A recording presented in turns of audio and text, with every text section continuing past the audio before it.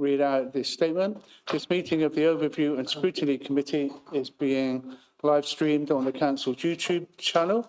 The recording of the meeting will remain online for 4 years, and if you are present in the chamber, you are consenting to appearing in the recording and broadcast, which may also be used for training purposes. Okay, that's the official thing that I have to begin the meeting with.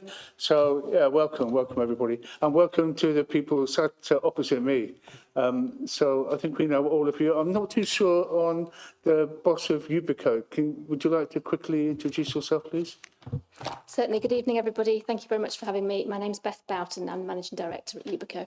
Okay, really nice to see you, and thank you for coming, and thanks for all the information. We know Sebastian and we know Ruth. I think everybody else in the room, we know the people in the cheap seats. And Brendan, you're subbing for, who was subbing for, yeah, that's cool.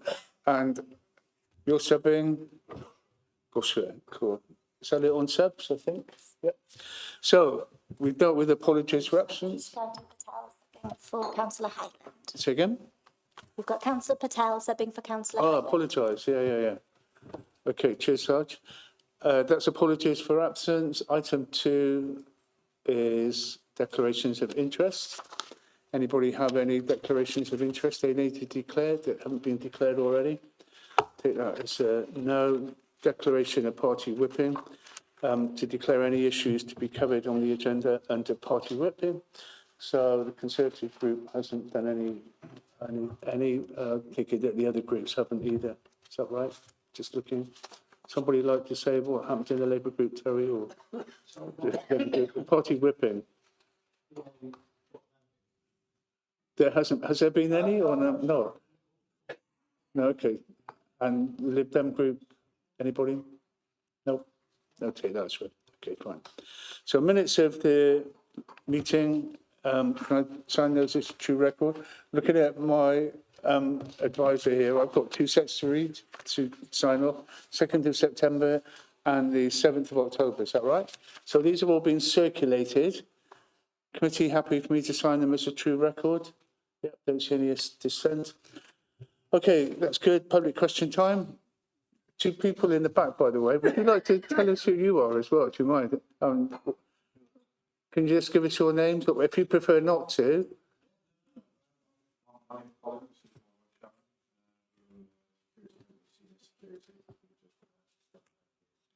Okay.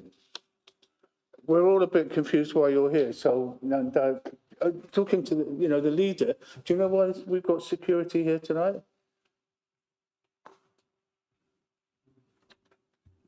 Because officers have asked for security here tonight.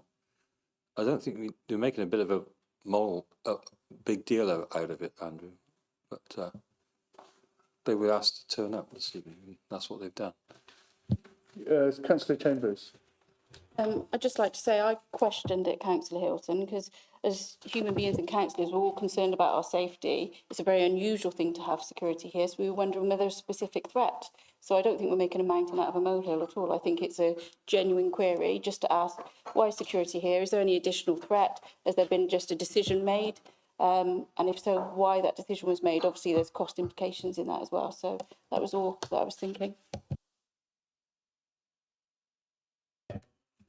Search. Councillor Patel. I may just come in and ask, will there be security at all future committee and council meetings, or is it just today that the security is here? Does anyone have an answer for that? Do you want to comment on that, Chair? Ruth. So I don't know the answer to the question, but what I did just say to the Chair and to Councillor Chambers is that what I'll go back to officers and ask is that if security are expected at future committee meetings, that the chairs are told that will be happening. I don't know if it's a regular thing or not, but I think chairs should be informed and informed why, so that you have the heads up beforehand. So I'll go back and take that back to officers. Because we don't usually get security at our committee meetings, do we? Certainly not 2. Can we ask who's requested security and why, please? So we don't know the answer to that, Saj, but that's what we can find out. It's odd, very odd. So does the leader not know the answer to that? He sat behind me.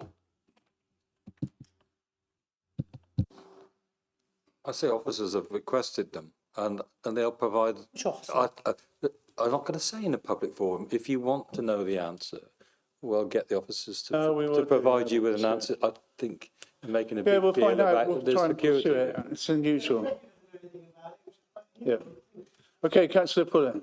I'm very happy that security officers are here. Thank you very much. Okay, well done. Whatever reason, can we move on?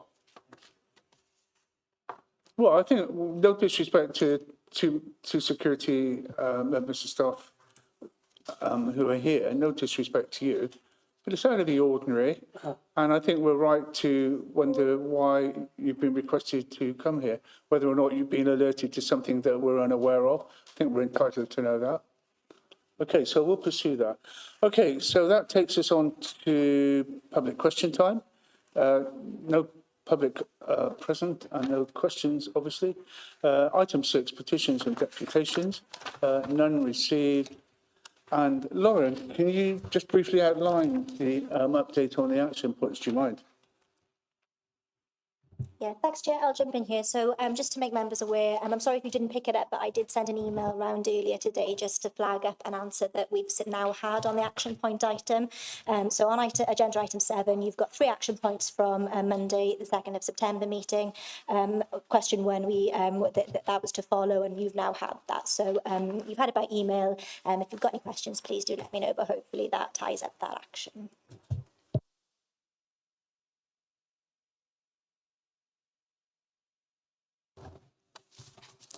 Okay, and so we're going to take Yubico. So you've got the floor. I think it's fair to say that all of us will have read your presentation. So I'm not sure if we need to go through every page. Members, happy that we've had it in good time. So if you could just highlight 1 or 2 issues that you really want to bring to our attention, please. And also, Ruth, if you could comment on the key performance indicators that you said were here, I think. So that would be interesting to hear about. So over to you guys. Thank you. Thank you very much. So we deliver waste recycling, street cleaning, grounds maintenance services for the council, which is clearly quite a big amount of things to report on. So we agreed with the chair that we would come today and talk about the sort of details about the company in general and waste and recycling in specifically, and come back perhaps in the spring and talk more about the street cleaning and grounds maintenance just to keep it manageable. So the focus tonight in the report, there's some information about the background of Yubico and how Yubico works, and then moving on to the KPIs, which I think are the part that everyone is very interested in this evening. The sort of key things to pull out really, the waste and recycling collections average a 99.96% accuracy rate of right first time collections in the first 6 months of this year, which is exceptional and in line with good industry standards. We have had some difficulties with HGV drivers. This isn't just us. HGV drivers are harder to come by than they used to be in recent years.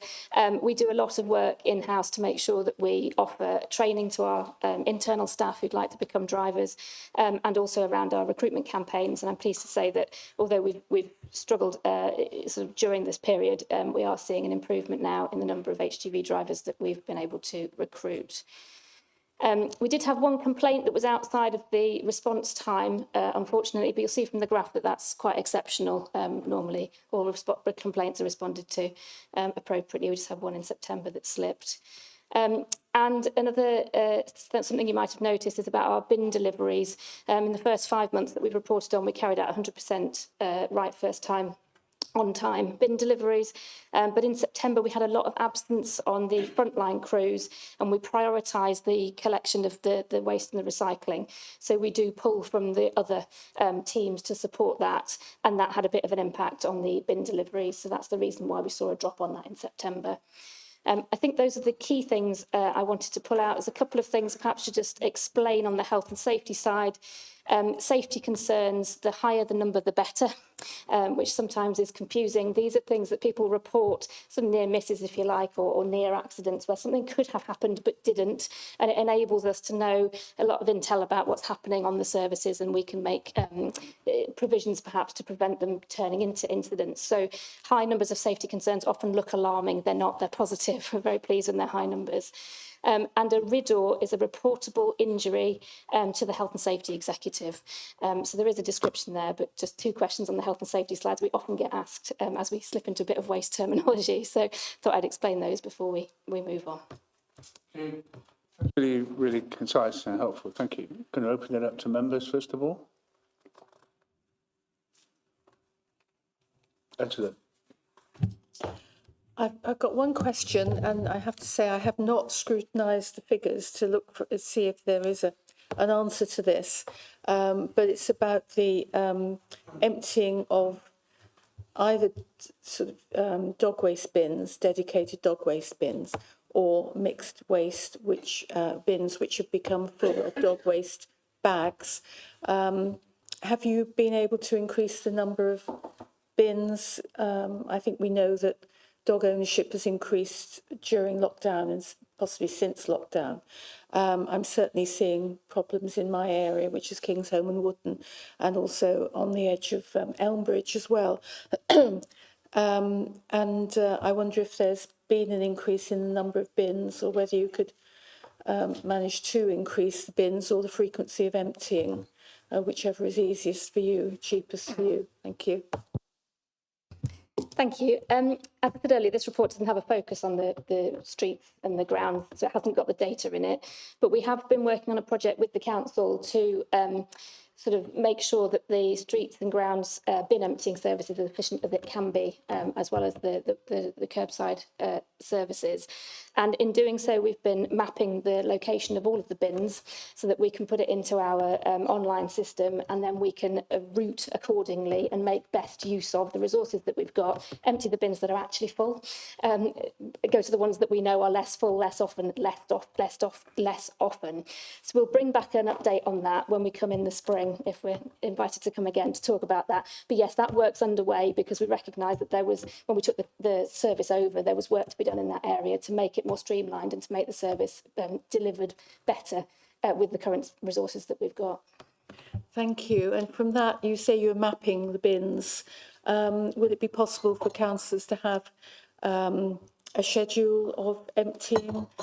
Because when I was elected 3.5 years ago, I know Councillor Hilton was already looking for that from the previous contractor, and it would make it much easier when we're out and about. If we see a bin, we can look at a schedule and think, oh yes, it's going to be emptied tomorrow, I won't report it, or I need to report it. Thank you. Yeah, as far as I understand it, that's one of the aims of the project, yeah, absolutely.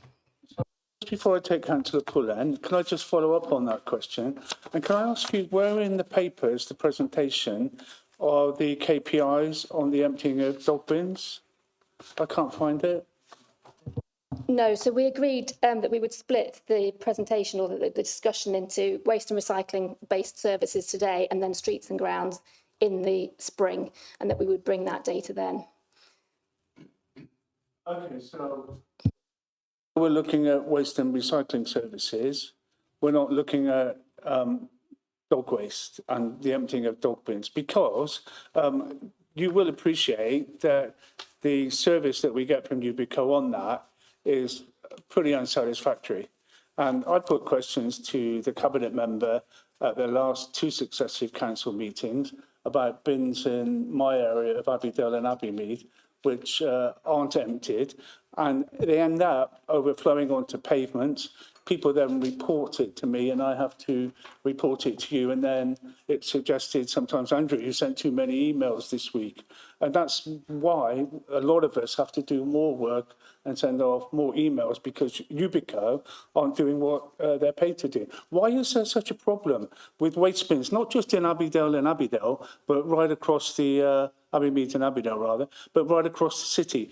When the local newspaper and Gloucestershire Live put something on their social media pages following the last council meeting, people were saying things like, oh, it's not just Abbeydale and Abbeymead, it's in Tuffley, it's in Long Levens, it's all over the city. You must realise that, and it must be quite a challenge for you to actually try and get it right.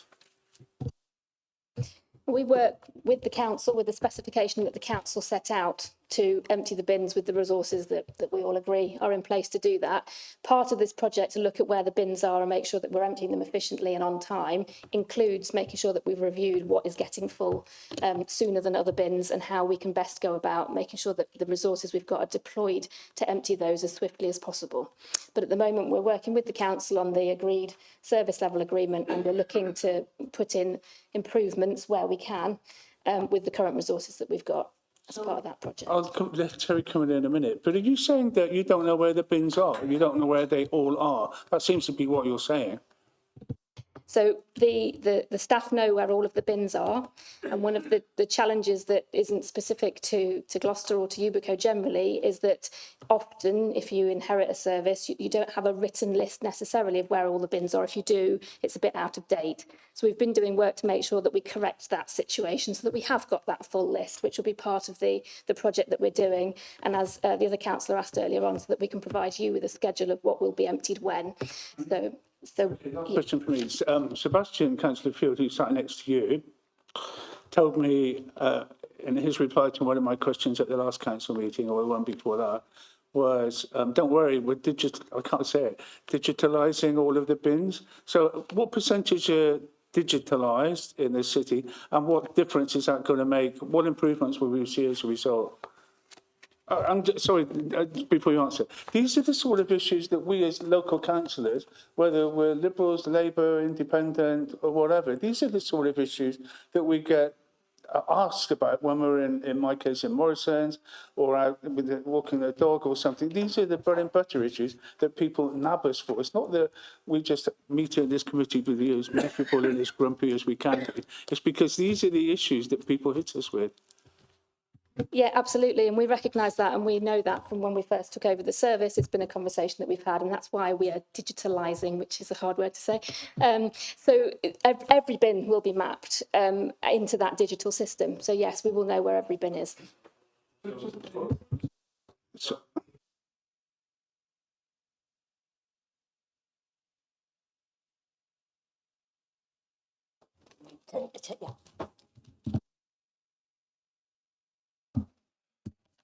Yeah. So if we reported the bin, how long would it take for the bin from being reported to actually getting emptied if it's overflowing? I'm not sure what the agreement is, but we work to the agreements that are set out with the council, so I'd have to go back and look that up. I don't specifically know for Gloucester. okay, can you let us know? Then we'll circulate that. So we got Councillor Pullen. Thanks, Chair. Thanks for the report. I'm particularly pleasing to see that 99.96% accuracy. What's the target, just a bit out of interest? That's point one. All right, if you've not got it, don't worry, but I would be interested in what it is. And you say that where collections are missed, that takes place the following day. Brilliant, unless it's Friday. Because, of course, the next working day is a Monday. Now, my ward is Moorland. The Cabinet members' ward is on Friday as well, I think. And Sarge Patel, yours is on Friday as well. And we have a problem on Fridays because stuff gets left for whatever reason. Yeah, residents get confused. If waste is left out, that's a health hazard. If it's windy, the recycling blows up and down some of the streets, and you know some of our streets are wind tunnels. What can we do about this? Because if there's complaints that I get, and they're not many, to be honest, but it is definitely about Friday. Can we look at this and you know, how practical is it? And I know there's a cost to it to look at a follow-up or a sweep-up on Saturday morning to make sure that we haven't got a double problem on Monday because we haven't been able to collect the missed collections. So I think there will always be collections on Friday. So I guess if it wasn't in your wards, it's going to be somewhere else, of course. And that will always be a problem with anything left behind. I appreciate that. It was something that we heard from you all very early on when we first took over the service. I think there was a more of a significant problem on Fridays than other days. As far as I know now, there isn't a more problematic day than others. So I don't think Friday is being missed more often than other days. And the 99.6% is well within, if not exceeds, industry average, which is about 99 to 99.5%. We could look at putting crews out on a Saturday morning. They're not currently contracted to go out on Saturday mornings. We'd have to look at the cost and the business case for that. So that would be something we'd have to work on with the council to investigate whether we thought it was plausible, whether you thought it was good value. But it's not something we do at the moment anywhere. But that doesn't preclude it from being done. But it would potentially be big. Obviously, it would be additional cost. So it could be done, but obviously there's a cost. Okay, thank you. We've got virtually everybody along your side of the room, so we can start it at that end. So go with Sergeant, then work up. Is that okay, Councillor Patel? Well, let's keep it tidy. Let's just go. If you go first. Thank you very much. Thanks for the report and all the information and the graphs. It's an interesting read. My experience in a city ward that I represent does not necessarily reflect the data in the report. I've got quite a few examples, if I may, Chair. And I've got, firstly, if I may ask a question about the 99.6% stats. How accurate is that? And is that the reason I ask is, for example, there were two occasions, one on the 2nd of August of this year and another on the 20th of September. One was my street, one was the High Street in Treadworth, where recycling collections were not done on the Friday. Now, does the missed collections figure include every single property that was missed in that street or not? And if it does, just to follow up on that point, one of the occasions there was a shortage of drivers, so you had less vehicles out. Now, I was driving through the streets and I could see that there were missed collections on the Friday afternoon. Checking on the council website, it didn't show any missed collections. I send an email, I get told there are no missed collections. Ubico had not reported any missed collections to the council. This led to a trail of about 8 or 10 emails of wasting my time unnecessarily because Ubico had not provided a list to the city council of the streets that had been missed. And when I then followed up further with Ubico, I was told we don't have a list. We based our records on residents ringing in to report missed collections. Well, that seems baffling to me and this seems upside down way of working. Ubico should be providing the list to the council, but that hadn't been done. So that's why I'm questioning these figures. I don't believe they're accurate. If you can tell me on the 20th of September, if you can look into this for me, 20th of September and the 2nd of August, all the streets that were missed, because I asked for a list of streets that were missed. And when I got given a list, that list did not include all the streets that had been missed. So I don't think these figures are accurate, Chair. So I would like a more thorough investigation into your data, into the stats, because you're not providing the full information to the council, and the council will just say, oh, Ubico have told us this. We're having to do the legwork. I have a full-time job as well, but I'm doing all the legwork because it seems like there are officers at Ubico and City Council who are just taking each other's word for things, and that's the end of it. Job done, everyone's happy. No, my constituents are not happy with the service that's been provided. We've just talked about the dog bins. There was a community garden off Hatherley Road, and I've had multiple reports of the bin not being emptied because it was full of dog waste. And we get through to the council and they say it'll get emptied. And then a few weeks later, you're back to square one again. And you're going round and we're going round and round in circles. Where is that proactive service that we should be expecting that the constituents, the taxpayers are paying for? They're not getting that. I'll give you another example, Chair. Litter picking issues. So last Wednesday, my street and the surrounding streets was litter picked because I spotted the litter picker in the morning. There was a piece of paper outside my house and a bottle next door on the pavement outside the next door neighbour's house. Now, normally I would put some gloves on and I would litter pick both sides about 20 metres on both sides of the road as well, just to make sure the area is looking clean, because I know there's litter there, that's going to attract more litter. Now, that paper, I was late for work, so I left it. I didn't pick it up. And I came home and I was shocked to see that it was still there and the bottle was still there. Yet Ubico have told the council, and when I asked the question by email, I was told, yes, Conduit Street was 100% litter picked. No, it wasn't, because I got a photograph of the paper still there after the litter pick. So again, we're not getting the thorough service that we're paying for. Got leaves outside, we've got a tree 2 doors away, Chair. So I asked for these leaves to be swept up. There must be at least 10 bags full, black bags full, worth of leaves. Now, a few weeks ago, I swept it up myself, but I have a bad back. And I'm not going to keep doing that because, again, we're paying for a service, so it's Ubico's job to sweep it.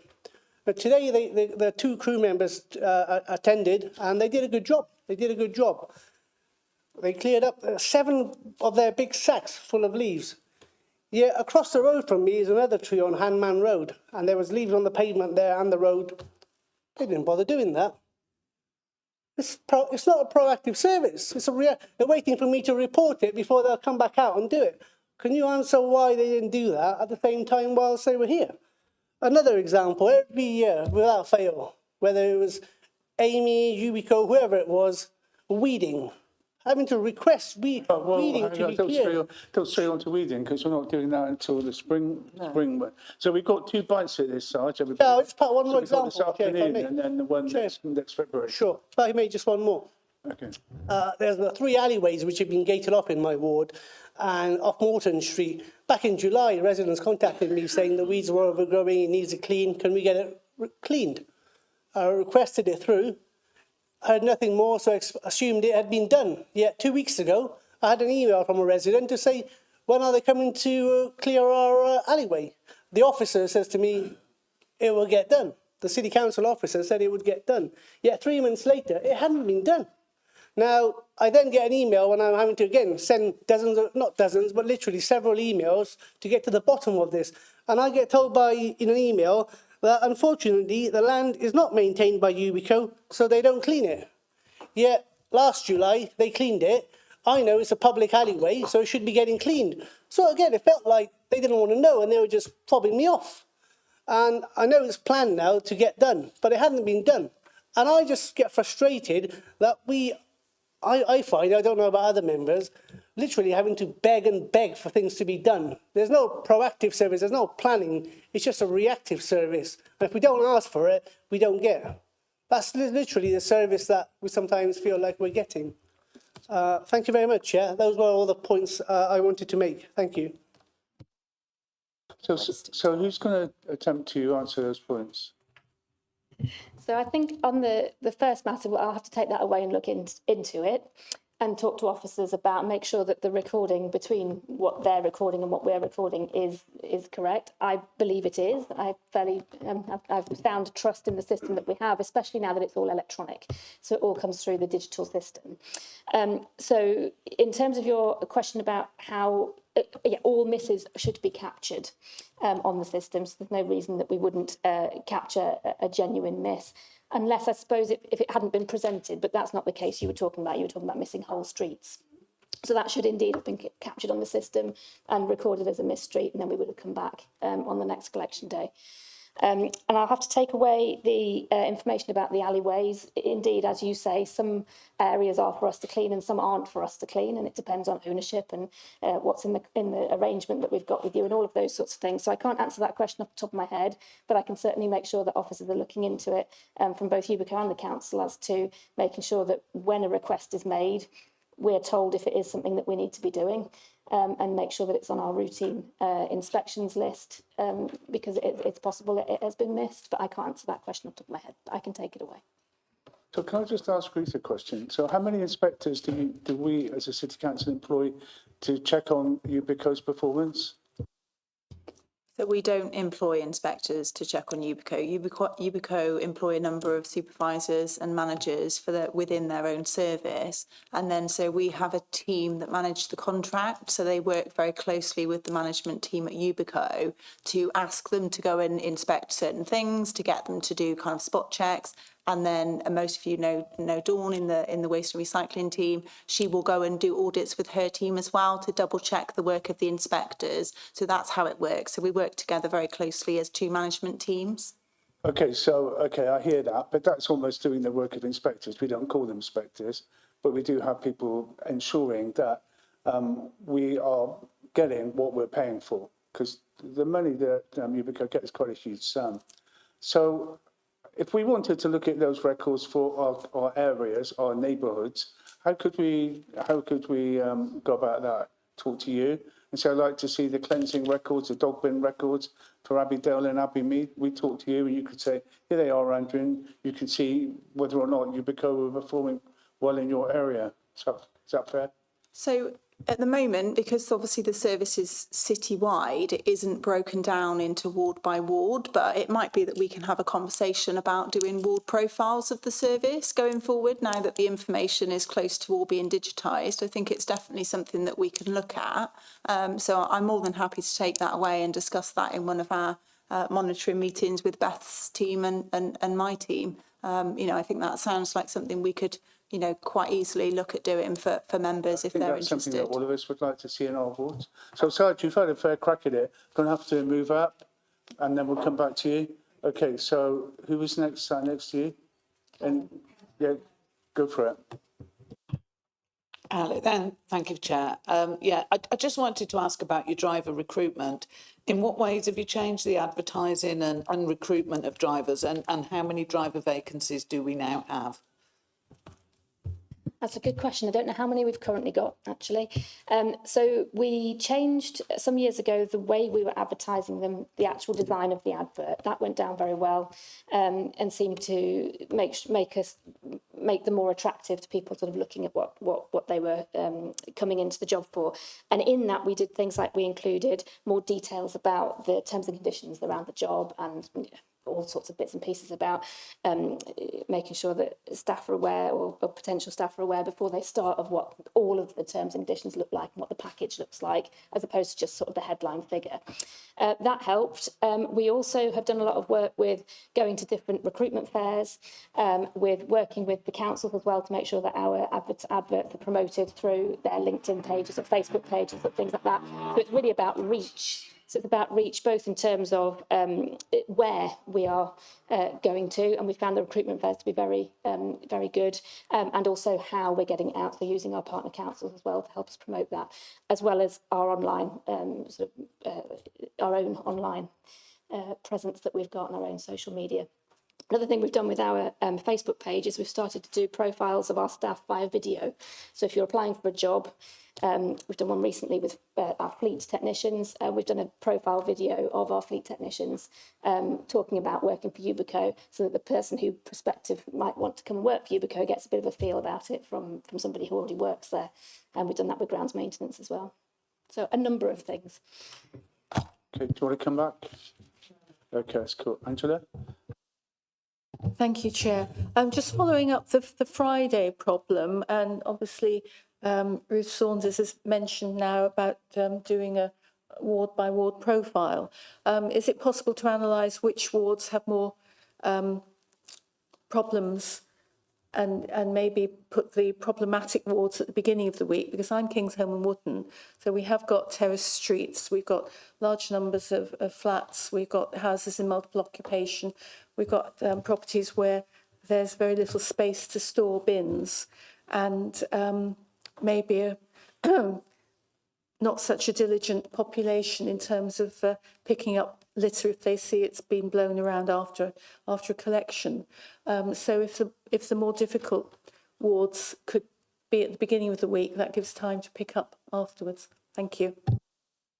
Yeah, I think that's a very sensible suggestion. A rezone is a very big thing to have to do. It disrupts a lot of the residents in terms of obviously having to get used to new collections and things like that. So it's usually something that we do when we're doing it as a sort of a bigger event, either changing a scheme or new vehicles or something. But I think it's certainly worth bearing in mind next time we're looking at a rezone, to have a look at that. And we could also look at the profile of the misses across the fortnight as well. I think that's a really good idea. Thank you. Yeah, just following on from that, I think it's surprising that you don't have ward profiles, that you can't look at a map and say, yeah, it's more acute in Long Levens or keep talking about Abbeydale all night, but Matson or Parton and Treadworth. I'm surprised you don't have sort of ward profiles. We can just zoom in and say, bit of a problem there over in Angela's ward, give it a bit more priority. It just seems pretty basic on how you would run this sort of service. Can I follow up? Actually, I have got a follow-up question. We've got lots of students in King's Home. They don't know how to manage their waste. You know, they've newly arrived, the first years. The only way we seem to communicate with residents about waste and recycling is the little swing tag on the bin, which is put on over the Christmas period. And, you know, I would hope that our new residents would read that. But I don't know whether it actually explicitly says, do not leave your waste in black bin bags, because we have a lot of residents who think that side waste will be collected. And sometimes it is, but sometimes it isn't, or the gulls and other vermin get there first. Thank you. Okay, so Terry, can I put in? No, I don't. Okay. Yeah, okay, sorry, Reece. On this point. We do really try and communicate with students. So both the waste and recycling team from the City Council and the licensing team, we do this on purpose, go to freshers' fairs and engage with students when they first arrive, engage with their parents when they first arrive as well, to try and make sure the message gets to them, both directly from us, but also via their parents. But what we do is, the reason the waste and recycling team work with the licensing team is, of course, students are very interested in the nighttime economy. So it's a good way to engage them in conversation, and then we can talk to them about their waste and recycling boxes and what goes there once we've kind of tempted them into conversation. So it seems to work really well, and we do put a lot of effort through the council into talking to students during Freshers Week, because it has been really successful in the past. And actually, you know, students have really, the feedback is that students have really benefited from it. So I think that's one thing that's really important. The other thing I was just going to say about ward profiles is, as we're continuing the digitisation work, so we're moving on to a product called Fix My Street, which some of you will be aware of because it's used by the County Council. It will be really easy to focus in on wards and specific areas, specific parks, that type of thing. So we're getting there. So it will definitely be much easier for members to identify some of those hotspot areas, as well as the team. Sorry. That'd be really helpful, especially, you know, if you start alphabetically, that'd be brilliant. So, who's next? Oh yeah, I hadn't thought of that. Yeah, definitely, I hadn't thought of that. So, you're next. First of all, I just wanted to say the bins on St Oswald's Business Park have now been changed to large black bins, which has made a huge difference. We used to get, when I used to walk my dog along there was just rubbish where the seagulls had got into the bins, just scattered everywhere. It's now all contained and it's really an awful lot tidier. So well done on that one. The other thing is, I am a bit confused really. When I became a councillor, I was told then, and I was quite horrified when I knew about it, that the council didn't know where the dog bins were. So I went round Long Levens, this is many years ago, and I mapped the whole area for dog bins. And most dog bins now have got the asset numbers on them. How far are you then into, percentage-wise, to digitalising all this information? I'm fairly sure we're nearly there, almost. I think it's in test rather than in live. So we've got enough information to be sort of using it behind the scenes ahead of going live. I remember having that information from you, which was hugely helpful. Yeah, because like last week I've done a walk of the dogs and I had to report 4 dog bins in a row where they were just overflowing, and they weren't collected on a weekly basis, which was my understanding that it was on a weekly basis. And these are regularly used dog bins, so a bit disappointing. But right, so we're nearly there. Thank you. Yeah, sorry. Yeah. So one of the things that we have been discussing with Ubico is a bit of a demo via Teams for members of what the new digitised system looks like and what information they can access. Because, so my understanding of where we are with the dog bins, which is something we're going to talk about more in the spring, is that we've mapped the litter bins and the dog bins, and now what we're doing is we are mapping the frequency, and we're aware that the frequency of the collections is not right for a lot of them. And so the great thing, and a member of staff in Beth's transformation team will love to talk to you all about how wonderful this system is. And it is really impressive because you can hone in on a bin, you can find out when it was last collected, you can find out if it was marked overflowing, full, nearly full, or empty. And of course, if a bin is continuously marked empty, the frequency of collection will then reduce. So in theory, some of the issues that we have around running around checking whether the bins are full or not and whether they need emptying will mean that Beth's team can focus in on the ones that need emptying, because we know they need emptying, and less on those that we know don't need emptying. So it's going to be of benefit to all of us, and I'd be really keen for members to see that in practice. So in the spring then, do you think it'll all be up and running then? And oh, excellent. Thank you very much. But do you get similar amount of issues with dog bins in the other 5 districts that you work in? Or is it just Gloucester? No, it's not isolated to you. Yeah, and well, I think what you find is that also you go through phases where some bins are used more than others, depending on what's been happening in the local parks, what's been happening seasonally, that sort of thing. What we've found is it isn't uncommon for us to have taken something over and not known where every bin is. And this digitisation that we're doing, we're not just doing here, we're doing everywhere. So where we're a little bit further ahead, we've also been able to do things like rationalise bins. So where Ruth says some of the bins aren't used, are they needed is the next question. And if you can take that out because it's not used, you've got 2 very close together, then you've made an efficiency and you're getting around to the ones that aren't getting emptied more often. So no, you're not unique. It is certainly something that you have to keep on top of because things do change and habits change and practices change. So, yeah. Tough job for you. Bit of a tough job, Stephanie. Oh, yeah, sure. Come on then. So when I did this mapping, and there were 5 bins in a very close location, and I asked for one to be moved, it's not an easy thing, is it, to just get it moved? No, because I can tell you areas in Long Levens where we need bins, and I'm not asking for an extra bin, I just want that bin moved. So that will then happen as well? It's something we can then talk about, but I think what we didn't have was a full picture of where they were documented. So until you've got the facts and data, you don't really want to make decisions about moving things because you don't know, as Ruth says, how full it is, how not full it is, that sort of thing. So the idea was we capture all that information first, and then we take decisions about rationalising, about moving, about whatever it would be needed. So yeah, that's part of the project. Okay, So, but I did tell you there were 5 very, very close together. Thank you. Oh, you've got a good run for your money. Steph.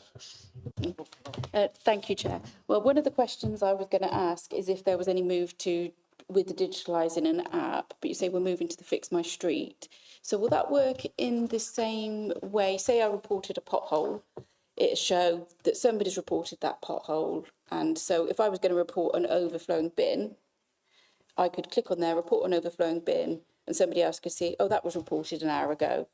I'll leave that one alone. So that's going to work in the same way. Well, that's fantastic. Really pleased to hear that. The other question was in regards to, this may be one for Ruth or Seb, but say we know that you said sometimes the bins are overflowing because there's an event there. Do the event teams within the areas ever say, we've got an event in this park, we're going to need extra support? Do you get that information proactively through? So in theory, if a private organiser is putting on an event, it's their responsibility to order commercial waste disposal. So the council shouldn't be paying for that. So, but yeah, all of that is kind of done through the application for the event that they do through the licensing team. I think a lot, I suppose one of the ways that would happen is maybe if there's a football tournament on a football park, and quite often they would let us know that something like that was going to be happening, so that we could make sure that it was that there weren't any issues afterwards, because obviously they're council owned premises and there's no money being made along the way. So I think different events kind of happen differently, but generally it's the event organiser's responsibility to make sure that they leave the site as clean as possible at the end. Yeah, I understand that, but that is, like you said, in theory. So I just wondered if there was some sort of work that could be done, that if, particularly the event, that we are involved in, that we do notify and make sure it was all done. So that was that question. And then the other one was, so hopefully this digitalising where you're showing what bins need emptying more. But say, for instance, somewhere where I live on the edge of my ward, but in Kingsway, so there's a lot of development. So bins obviously go into the new areas, but the local centres, they're overflowing. Kingsway is constantly overflowing. And I don't know, some people would argue whether we're lucky or not, but we have a town council, so they do regular litter picks, but still it can't manage the capacity in those local centres. There's a group of residents around complaining. People are really feeling it there. It really ruins the whole area because then they're just flying everywhere. We've got another development recently gone up, and that's got quite a lot of housing. There's more development. So when there's new development, do you then decide, and I suppose this is a resource question for the council, that local centre is going to get another 2 bins or something like that because the population has increased that utilise, even if it's not in that direct area, it's walking distance, it's dog walks, etc. Do we increase the bins at those critical areas? So that was and then the last question before I finish was governance. So obviously it's a shareholder situation, and we talk a lot about the reason for that was the cost efficiencies that we can bring across. Now, being in Quedgeley, obviously we border Hardwick, we border Stroud, and there's no synergies that I can see that have been put in place for Gloucester and Stroud, and that's been going on a long time now. So going back to governance, no members sit on the boards from any of these areas, do they? Would that not be something that would be critical, so you can hear a voice from the members at every I don't know, biannually or something? From a governance perspective, we have directors from the local authorities. So you had a director until recently when he left, and at the moment I haven't got a director on the board, but that's something that all of the councils can put forward if they want to. We don't have members on the board. What we do is we have a shareholder forum. So the shareholder representative for each council is invited to that, or can send somebody who they'd like to come along. So we liaise with the members, often the leader, sometimes a portfolio holder, depending who holds that role. And that's how we do engagement, if you like, on decisions that need taking particularly. And then usually once a year, approximately, we do an all-member seminar where we invite everybody from every council, all the members, to give you an update. It's more of a progress update than a decision meeting, if you like. So it's more a flavour of everything that's been sort of going on in Ubico in the recent time. But in terms of decision making, it sits with the board. Often, or most of the time, significant decisions have to be taken by the shareholders. So the board would make a recommendation to the shareholders, and the shareholder representatives have to take that decision. If that decision is sufficiently meaningful that you need to go through a process locally, then your shareholder representative will bring that through that local process. So a good example is our business plan. So we come every year and we talk to you about our business plan. It has to be signed off by the shareholders, so by all eight shareholders by majority, and we need a signature on the business plan. So each council then decides which process they want to take it through. We do engagement, they take it through the process, and then it's not signed off until all of that is concluded and the shareholder representative is authorised to sign on behalf of that council. Okay, yeah, I was just doing a sort of like, not the same like this is the tech all, isn't it? So it's different, but one legal is obviously a shared service, but then we do have members on that board, and I do find that very valuable. So I just wondered, obviously you're not looking at doing that, but I would find it useful. And then, the last question was about, sorry, I've already asked it, but development-wise, do we increase the bins in the local centres? And if not, is that a resource issue or what? So I suppose that's to Seb, really. I don't know. So I don't think, so if there's a new development on the edge of an already established area like you're talking about in Kingsholm, I don't think that that would happen as a matter of course. So, you know, the bins in a new area would be mapped and they'd be on the planning application, I would imagine, you know, on the street scene for the planning application. So I think, you know, if there is a need in the local centre, then that would happen by request. And that, you know, I think now we would obviously have the ability to monitor some of those bins and go, yes, there really is a need. So I think we're in a much better position.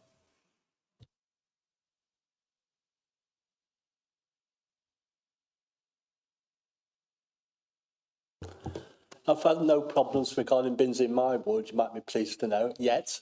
But if I do, I'll let you know.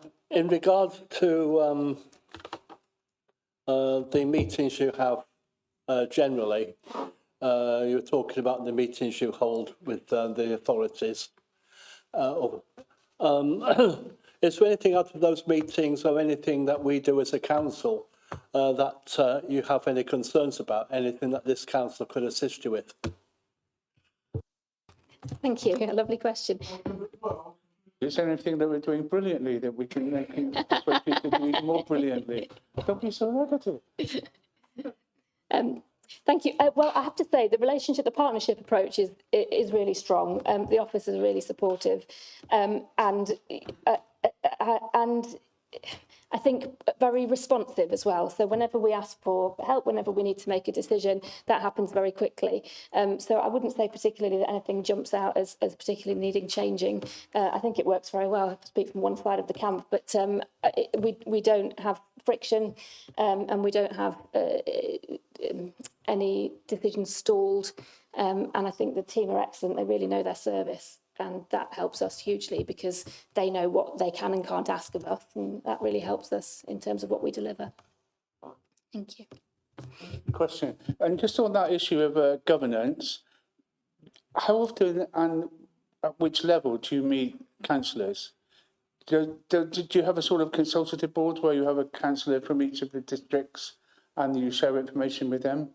Because I don't think we see anything ever coming back to us as local councillors from the elected people.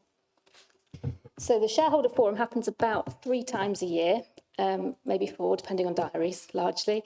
And so the shareholder representative or their representative is invited along to that.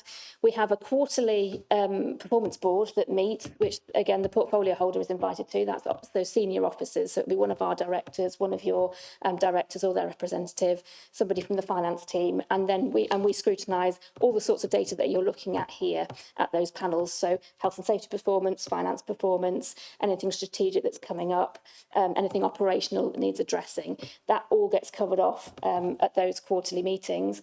There are then monthly management meetings, as you'd imagine, with officers, as well as the fact that we speak on a daily basis anyway, because your staff need to be updated if we've had any operational problems and vice versa. So there's lots of local level conversation going on.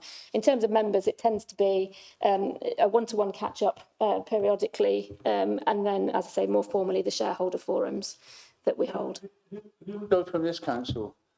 Seb comes. You, Seb. So how often do you go to the quarterly meeting? Once so far. Every month, okay. No, once, as in once a quarter. So I've attended one so far because I haven't been in. So are you able to feed back to us? I mean, can you share with us the minutes and the notes of those meetings as a lead member? Would have said it was fairly overcomplicating things, isn't it, to share minutes of every meeting? And I would have thought some of it was confidential anyway, but I'm certainly happy to answer questions about what goes on in the meetings and what, you know, anything I can share with you. I'm happy to do that, yeah. So why wouldn't you want to say, yeah, sure, we can share those minutes with the other elected members, so it's not just one elected member of this council getting the information from Ubica. Really happy to share that with you guys, but it could be headed up confidential or whatever. So I think that the key information does come back to you, because the key information and anything that we're taking to those forums around decisions, usually they're shareholder decisions. So then that would go through your process. So anything sort of the key elements that are happening.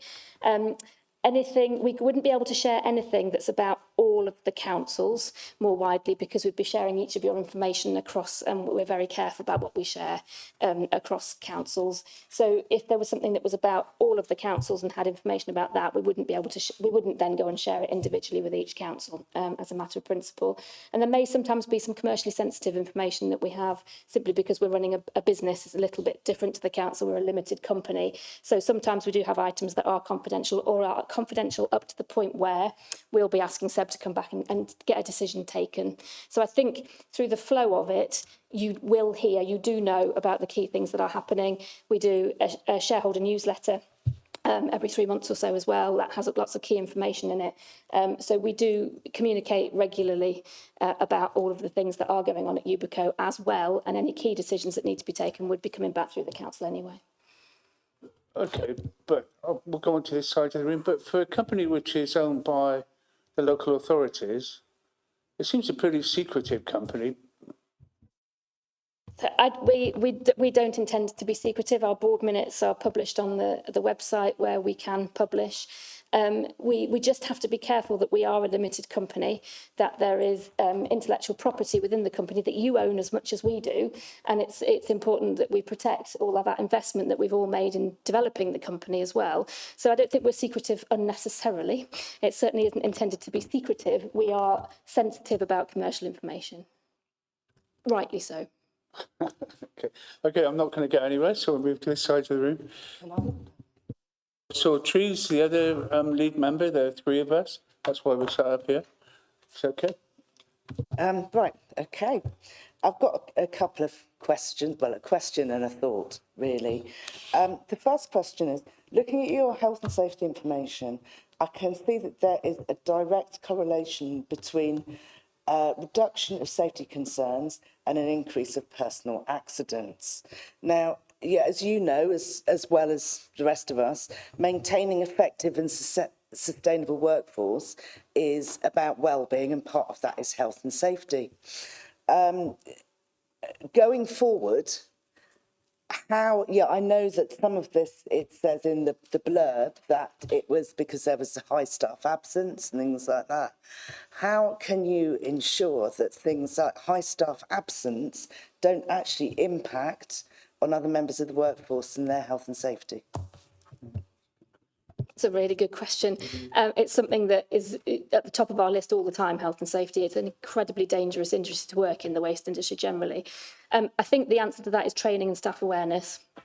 So when we take on temporary staff, which unfortunately we have to do sometimes, so we can't always have a steady workforce, we make sure they come in for an induction, and the induction is hours long. It isn't sort of a 5-minute situation.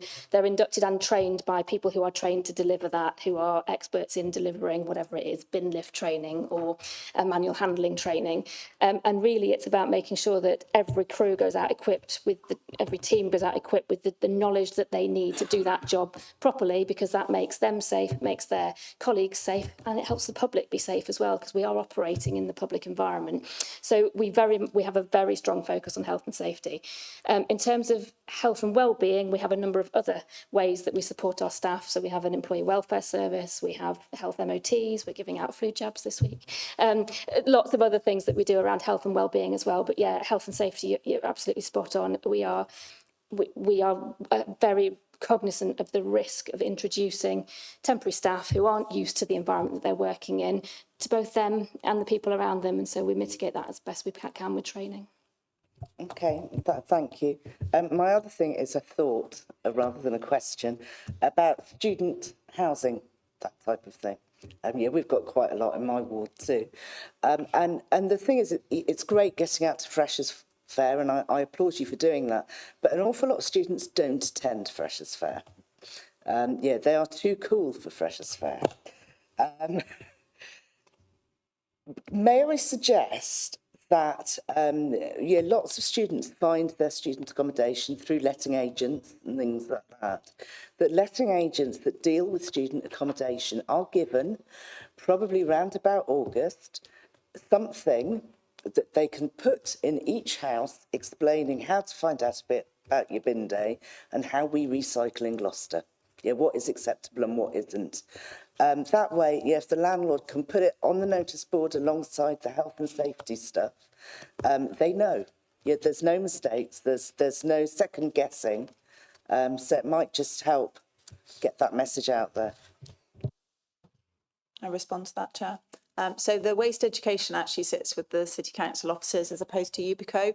So I'm more than happy to take that back to the team and make it as a suggestion. So yeah, I'm sure, you know, they want to educate in any way they possibly can. So I'm sure they'll be keen to look at what they can do there. Can I add a point of information to inform Ruth's response?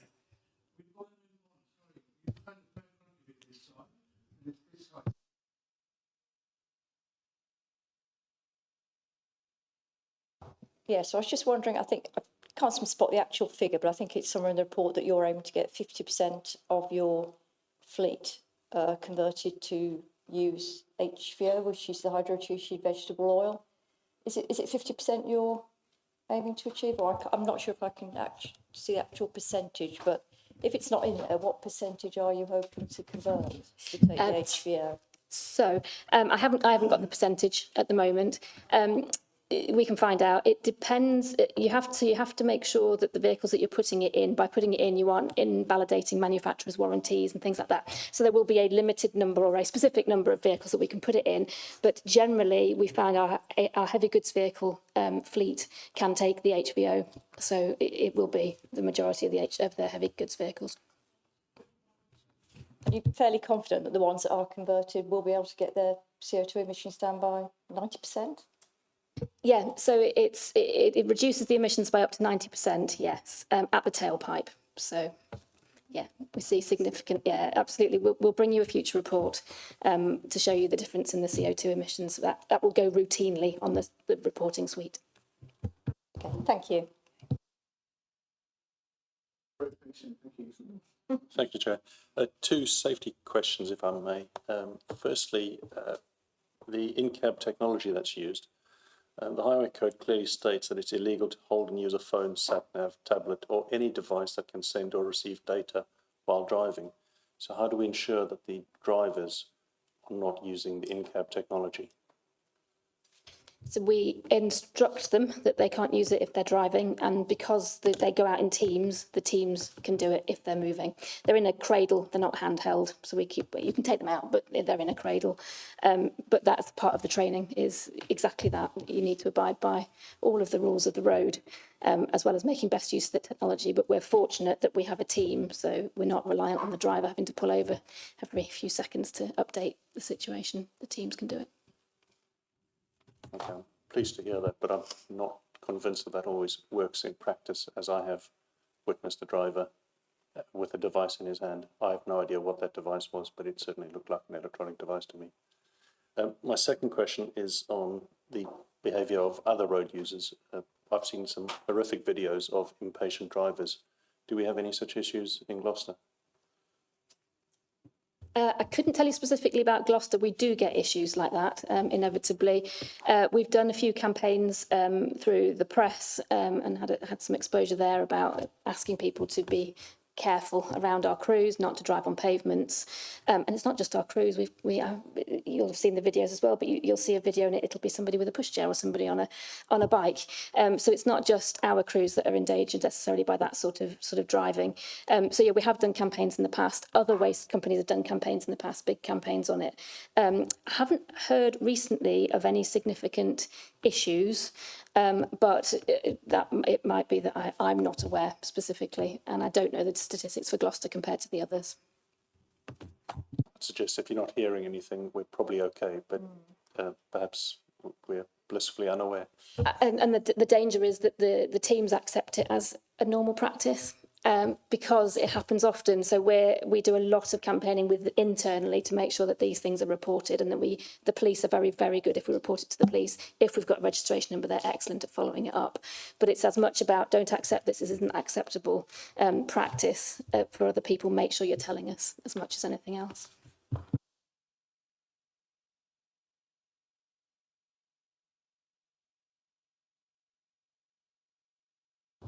Thank you, Chair. So you've had the unholy list, really, of queries and questions. So I'd just like to top it off with green waste. We may as well go for the full set. Very often residents query why the green waste takes the cycle that it does and when it stops when it does. Could you outline the thinking behind that, and if there is the possibility or interest, as I know some residents would be keen to see it extended? I think that's one for the council. That's not a decision that UBCO takes. So UBCO do basically what we tell them to do and run the schedule that we ask them to deliver on our behalf. So I'm trying to remember why the decision was made to reduce it to 10 months rather than 12. Is that what you were talking about? Yes, and the possibility of it perhaps being reviewed and looked at. Yeah, I mean, I think everything is definitely possibly, can be reviewed. I do remember recently that there was some discussion about whether we're going to review it. I'm more than happy to go back and trawl through emails to try and remember the rationale around the decision making at the time and feed back to the committee. I can't remember. I think it was a couple of years ago that we took that decision. I do remember that there was quite a lot of debate around it at the time. But yeah, I mean, it's definitely possible to review that position. I think there were environmental reasons why that happened, and there were also cost-saving reasons why that happened. So, but more than happy to remind members of the rationale and look at whether we need to review it. We can discuss that, can't we, Seb? Yeah. Lovely, thank you. And I've a further question, if that's okay. Is there any actual value to the green waste? A resident was talking to me, so recyclable material has a value, and it's in the council's interest to recycle it. And they were saying, is there a value in the green waste? Does it bring any income back? So the green waste disposal arrangements made by the county council, and at the moment the value, there's no monetary value back to the councils or anything for it, but you can buy soil conditioner that's manufactured from the green waste at the household recycling centres. So there's value in that it can be reused as a slightly different product, I guess, is the answer. Lovely, thank you. The other thing to add to that, Councillor Radley, is that every time we are recycling garden waste or food waste, particularly those two, neither of them actually make us any money, but they do reduce the amount going into black bins, and therefore we do get a benefit from that. We see our recycling rate increase, our residual waste going down, and that has a benefit in terms of the county council give us recycling credit. So there is a monetary value to that. There is a maximum I think you can reach with that. But we haven't got there yet. So it's always worth encouraging your residents to use the garden waste service and the food waste service. Thank you. And very quickly, if I may, or have I run out of time? Everybody else is taking their time. You go for it. So I've got residents in my area who litter pick. And I know that they work with the council, they get their bags, they're collected, they're issued with theft, and they're issued with litter pickers. Do you keep a record of that and the tonnage that they pick as an indicator of perhaps there's areas that might need more primary work because the residents are taking it under their own weight to do that work, which really they've paid for?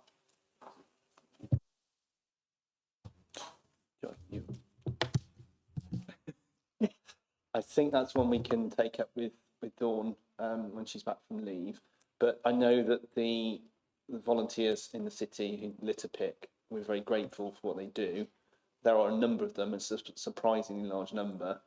We held an event last month at the depot to show them around and show them all the recycling, and really helped actually to not only to thank the volunteers, but also to show them where what their efforts are going, because it's adding to our recycling rates.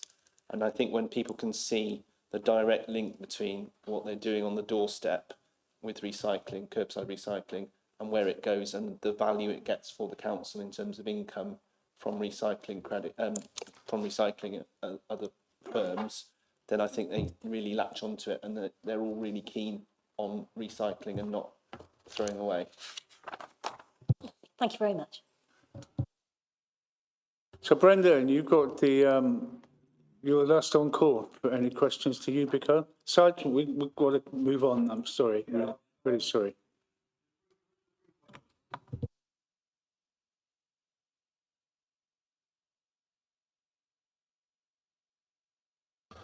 They can't afford the green bins, so even at the reduced rate, they are still struggling. How are we going to reach out to those to get them to recycle more green waste instead of burning it? So again, that's a decision for the council. So what the council charges for green waste is a decision that, and generally that is discussed at budget council time. So, you know, it is a debate that members do have and can continue to have. You know, there is like you say, there is a discretionary payment as well, so a reduced rate for people that receive benefits. So, you know, that's definitely something that we can look at. I think what I would say is that the Green Waste Service doesn't make any money. So, you know, obviously it's a challenging situation for the council to be providing a service that costs it quite a lot, particularly when it's not a service that we have to provide. So I think there's a few things that need to be weighed up really carefully. But I'm sure members would be happy to have the discussion about that and see, you know, see if there's any changes that need to be made. I don't know if you want to comment. Yeah, thanks. I think it's something we're always keen to look at. There is always going to be a cost implication if you make it free, which is I think is what you're proposing. That's going to have a significant cost implication, not only for providing it for the existing users of the scheme, but also for the new users of the scheme who would inevitably join as a result of it being free. So if council want to have that discussion, that's absolutely fine. That can be part of the budget process, but there will be a significant cost to it. I'd also always encourage members and residents to look at the other means of disposing that are available. You can get a compost bin for £15. I can't remember the website now. Getcomposting.com, I think it is. And the county council actually subsidise that scheme, so you can get a compost bin for a very reasonable amount of money. All the other things say is you don't actually need to have a compost bin. You can, if you've got a garden and you've got a corner of your garden, you can just have a compost pile. I know that one of the service managers does that in her garden, and she says it works perfectly fine. Don't need a compost bin at all. Okay, Brendan, excuse me, is that it from you? Yeah, any more questions? Add on to that. Now, I've got residents that have tried the compost pile, but they've got no use for the compost whatsoever, and they get sick of it, and just making their garden look untidy at the back of the garden. So they have resorted into burning it. So what we need to do is try and find a way with those residents so it's not being burned. But I've also got residents that are unable to do their garden because they haven't got a green waste facility to take it away, and they're getting letters now from the housing associations complaining about them not doing their garden, not maintaining it, and breach of contract and all that. So we need to be looking at a way forward really with that, but that's all I wanted to say.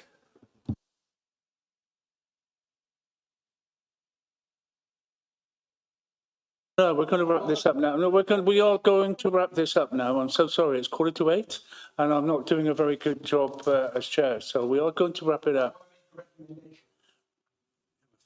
Okay.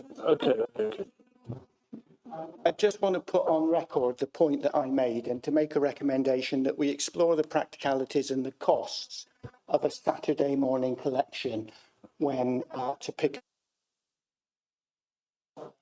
Yeah, sure. So where does that go? Does that go to where? The cabinet member? No, I appreciate it goes to Lauren to note it and all the rest of it.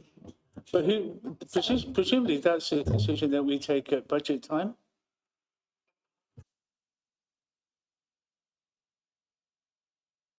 a formal recommendation to the Cabinet report. And what I can do is circulate it as a follow-up action for the officers to consider formally and come back. I'd noted it as a follow-up action anyway. But yeah, we can't formally attach it in the same way as we would. But presumably, we'll see that in your budget. We'll see the cost of that in your budget. We as a council set the budget. So in your budget proposals, more money for Ubico for a Saturday collection. Look forward to it. Okay, so that does wrap it up. Thank you very much, the three of you opposite me, for your courtesy, for your patience, and for just coming along and answering our questions. Sorry, it's been sort of 90% bins, 10% other. So the image that's going through my mind is that in a few months' time, we'll be in the middle of, sorry to be depressing, we'll be in the middle of winter, January, February. And one thing you can take for sure is that the men and women who work for Ubico will be there in all weathers, in freezing weathers, and equally at the other end of the year when it's in temperatures of 30 and 35 degrees. So although we've been slightly critical of some of your work, I never, and I'm sure most of us in the city, never forget the tremendous work that your teams, men and women, do throughout the year in all extremes of weather. There's never any emails, oh, sorry, Ubico don't want to come out today, it's a little bit slippery. You please convey that message back from a scrutiny committee in Gloucester who appreciate the efforts that people put in to getting out of bed, coming to work in the depths of winter, and also the crazy Mediterranean summers that we seem to be having. That's a very serious point, and I don't want to miss the opportunity of thanking them for the work they do to keep our streets clean, despite all the 90% being questioned. So I think you've got, when you start doing ward profiles of wards, you will know in Gloucester that you need to start looking at where the issues are, and we look forward to seeing you back. Okay, so I think we'll wrap that up. Thank you for coming. Got notes of agreement from the leadership over there, Mr. Hilton and Mr. Wilson, nodding their heads off. So thank you for coming, and we'll plough straight on. Thank you very much. Thanks. So as they leave, Jeremy and Declan, I think it's your turn now. Thanks. Can we just plough? I don't mind people breaking for a cup of tea, but can we just plough on? Everybody okay with that? Okay.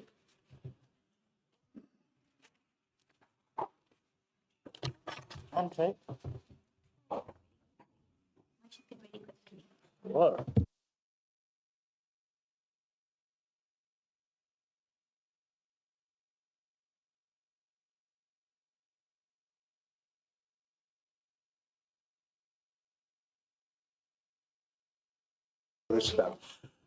So, Declan, welcome to talk about the issue on the agenda, which is next.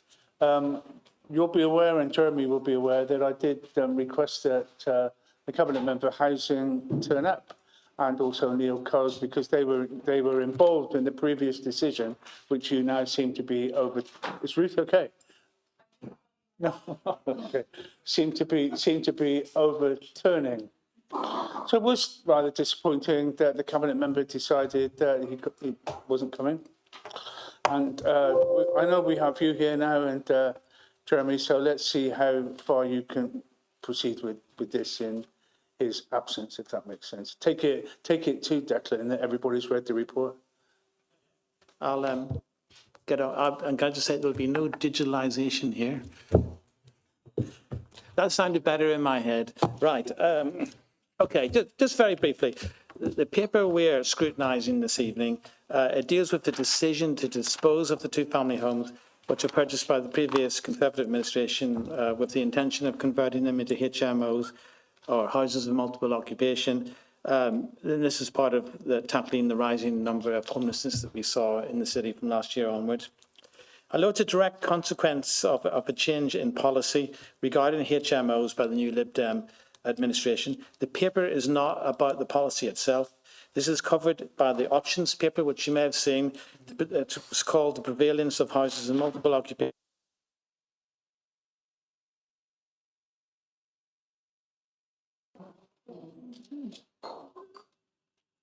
Can you hear me? Yeah, okay. I just lost the echo for a minute. I will explain the thinking behind the decision before us, which is the disposal, but in the context of our approach to HMOs as they relate to these two disposals, but may not be able to answer detailed questions.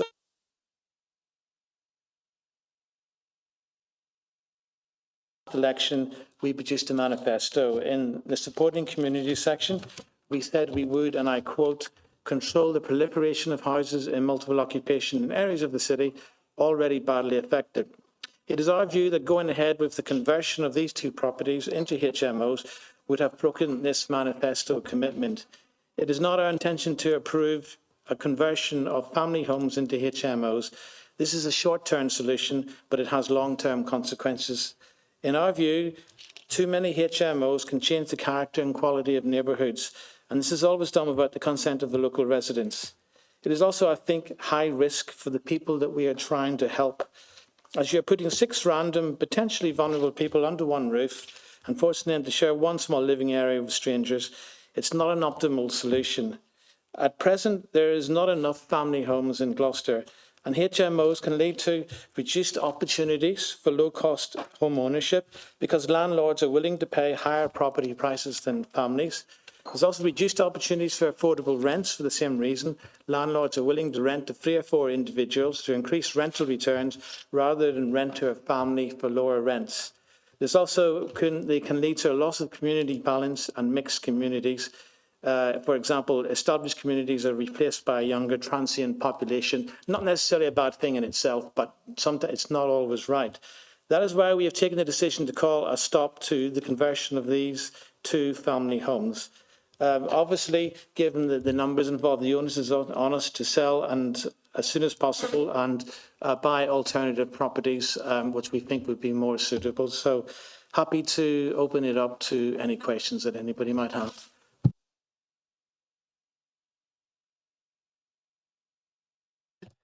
Thank you, Chair.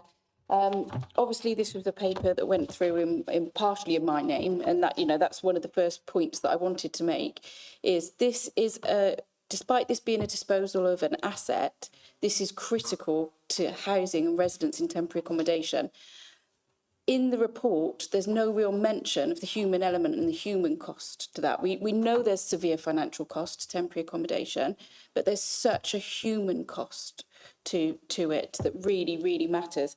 Hence, even without the cost implications and the pressures that we dealt with last year, and is still there to my understanding, that this was always something we needed to look at. We should not be using hotels. That should be a last resort for people to be staying in hotels.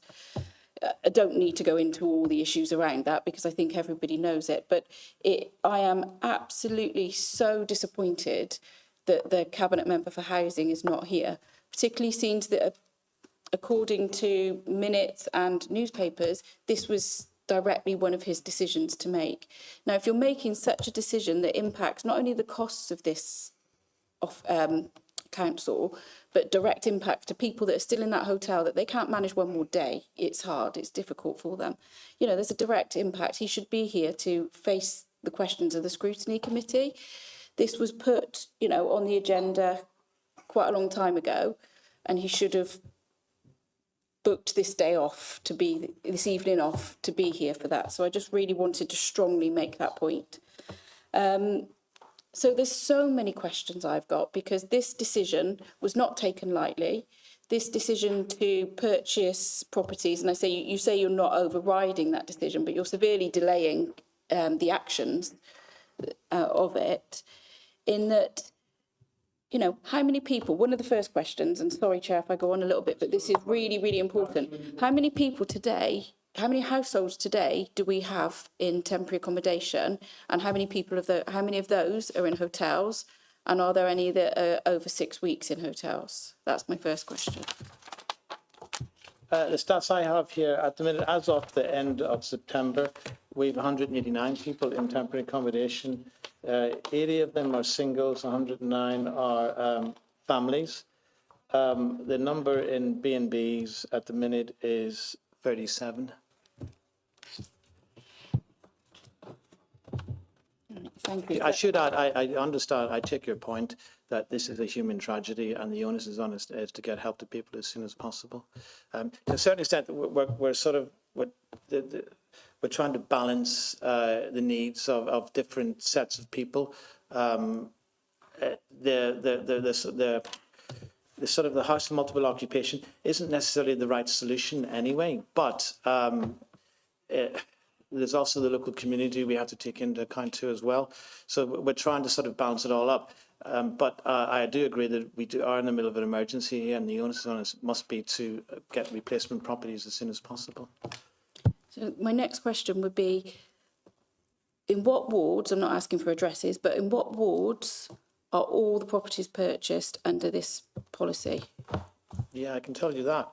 The figures I have is there's been 6 in Kingsholm, 4 in Podsmead, 3 in Moorland, which is 13 in total. And currently in conveyancing, there's 2 in Barton and Dreadworth, 1 in Moorland and 1 in Grange. So that's 17 in total.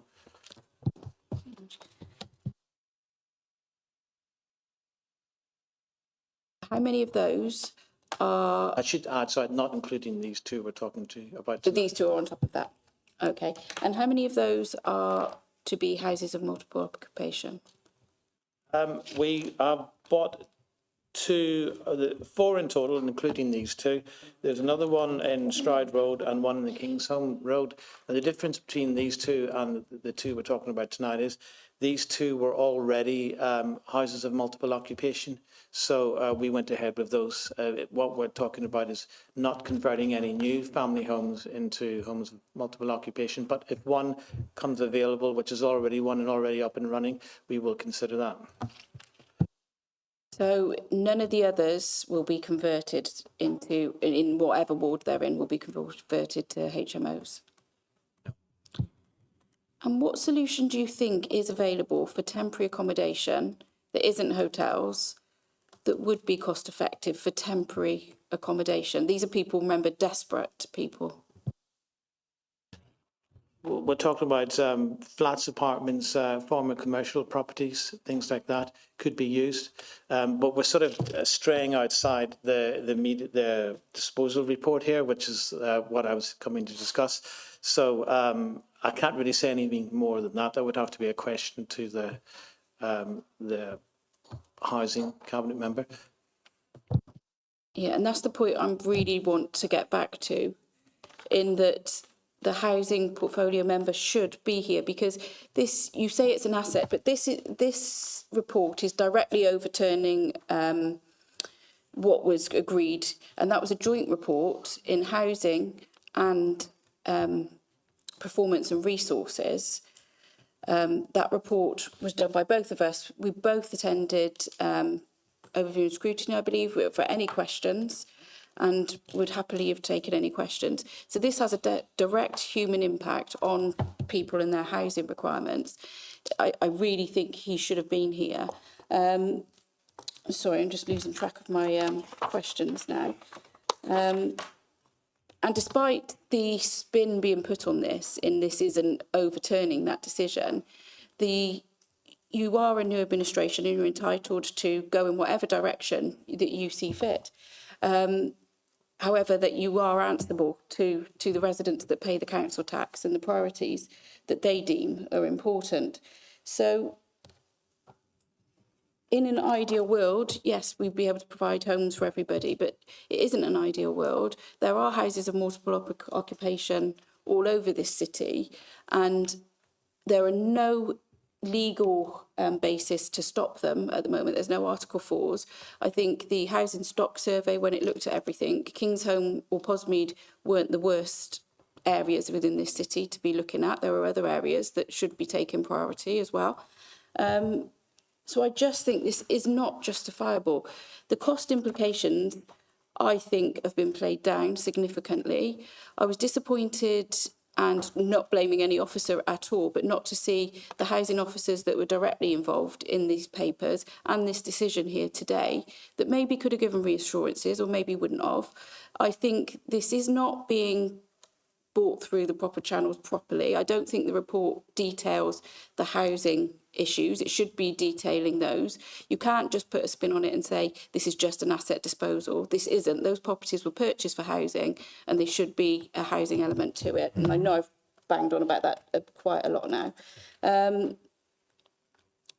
So what services, because this is a cost, so you're taking a political decision and there's a cost to this political decision and it's quite a significant cost and I think they've been played down, plus all the savings, so whatever the hotel bill is for those 37 people, households at the moment,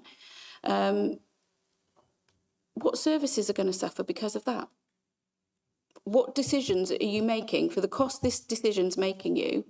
What is this council going to suffer? It's in the report. You know, the worst case scenario is put in the report. It would assume that it's going to take 9 months for us to find alternative accommodation. So that would cost, putting people in bed and breakfast is very expensive. So if we didn't find anywhere else very quickly, it would cost in the region of 92,000 and 89,000, which is a lot, I agree. But that is in the report. But the intention is to buy properties much quicker than that. There will be, assuming that if we sell the houses roughly for what we bought them, although I would imagine we would get a little bit more, we would have to give the funding and the stamp duty back, but we also would save money on the refurbishing. So the savings or lack of savings would be the extra money we'd have to pay from putting people in B&B until we can find an alternative. Yeah, sorry, maybe I didn't explain myself properly. So the worst case scenario is 92 and the figure's there. But what I'm saying is that 92,000 can pay for a lot of council services. Absolutely, yeah. And that's a problem that's fallen to me now to yeah, so what is, yeah, so I think that, you know, what isn't being done, despite the human cost to these people living in temporary accommodation at the moment in hotels, there's the cost of, are we not going to be able to, you know, we're discussing Saturday collections, would that be off the, you know, there's a balance to be had, isn't it? You've made a political decision. This is the problem any administration has. We have to balance different needs for different communities, different stakeholders, etc. I mean, housing is going to be a big issue of this administration, and over the next 3 or 4 years, you will see some big changes, and overall, we will recover those costs. And I think that we will find the properties in the right balance to help the people that need it. But right now, as a short-term measure, yes, I agree that there's going to be some costs up front, but I think ultimately the principle is that, you know, we stood on a manifesto of not converting any more family homes. There is a shortage of family homes as well into houses of multiple occupation, and that's one promise in the manifesto, in fact all of it, that we're going to ensure that we keep. It's just unfortunate. There's just bad timing all round it, and we bought those just before the Conservatives left office and we took over. But as I say, timing is everything. But we feel that we need to stop this and we need to find alternatives. And so I went through the minutes of when we brought that paper through, and there was a Liberal Democrat amendment put. And nowhere in that paper did it suggest that they should not be converted to HMOs and it should not be in Kingsholm or Posmead. So you had that opportunity to have tabled that amendment. It wasn't there. And now you're costing this authority a significant amount of money and the human element of that as well. So I definitely would like to put a recommendation, Chair, that once, if this gets done, that actually all the costs are broken down and given back to this committee, exactly how much it has cost in financial things, how much longer people have, I don't know how you'll do this, but I know you have all the KPIs, etc. on housing, how much longer those people have stayed in hotels for, and what the actual impact of this turnaround in policy, obviously not your policy, but this did have cross-policy support and you didn't table an amendment to state this. So I really, really would like to see the absolute down to the penny cost on this. That's reasonable. That's reasonable. I mean, we're going to differ in this, but that's a request that I would ask if I was in the same position. Chair, on the housing officer not attending, I really would I tried to look up some rules on overview and scrutiny, and I don't know whether we can actually ask him to write to us, to an overview and scrutiny committee, and really give his reasons, and not just that he was only asked yesterday, because this is something significant in his portfolio and he knew about it way before yesterday. So I'd really like to ask a written explanation to come from that cabinet member of why he didn't attend today. Minute of that, can't we? Go on. Sorry, Chair, can I dip in just for the purposes of the minutes to make sure I get the recommendation right? So I've got that detailed financial costings be provided to the Overview and Scrutiny Committee. Did you want the other bits that you mentioned included in that recommendation as well? Yeah.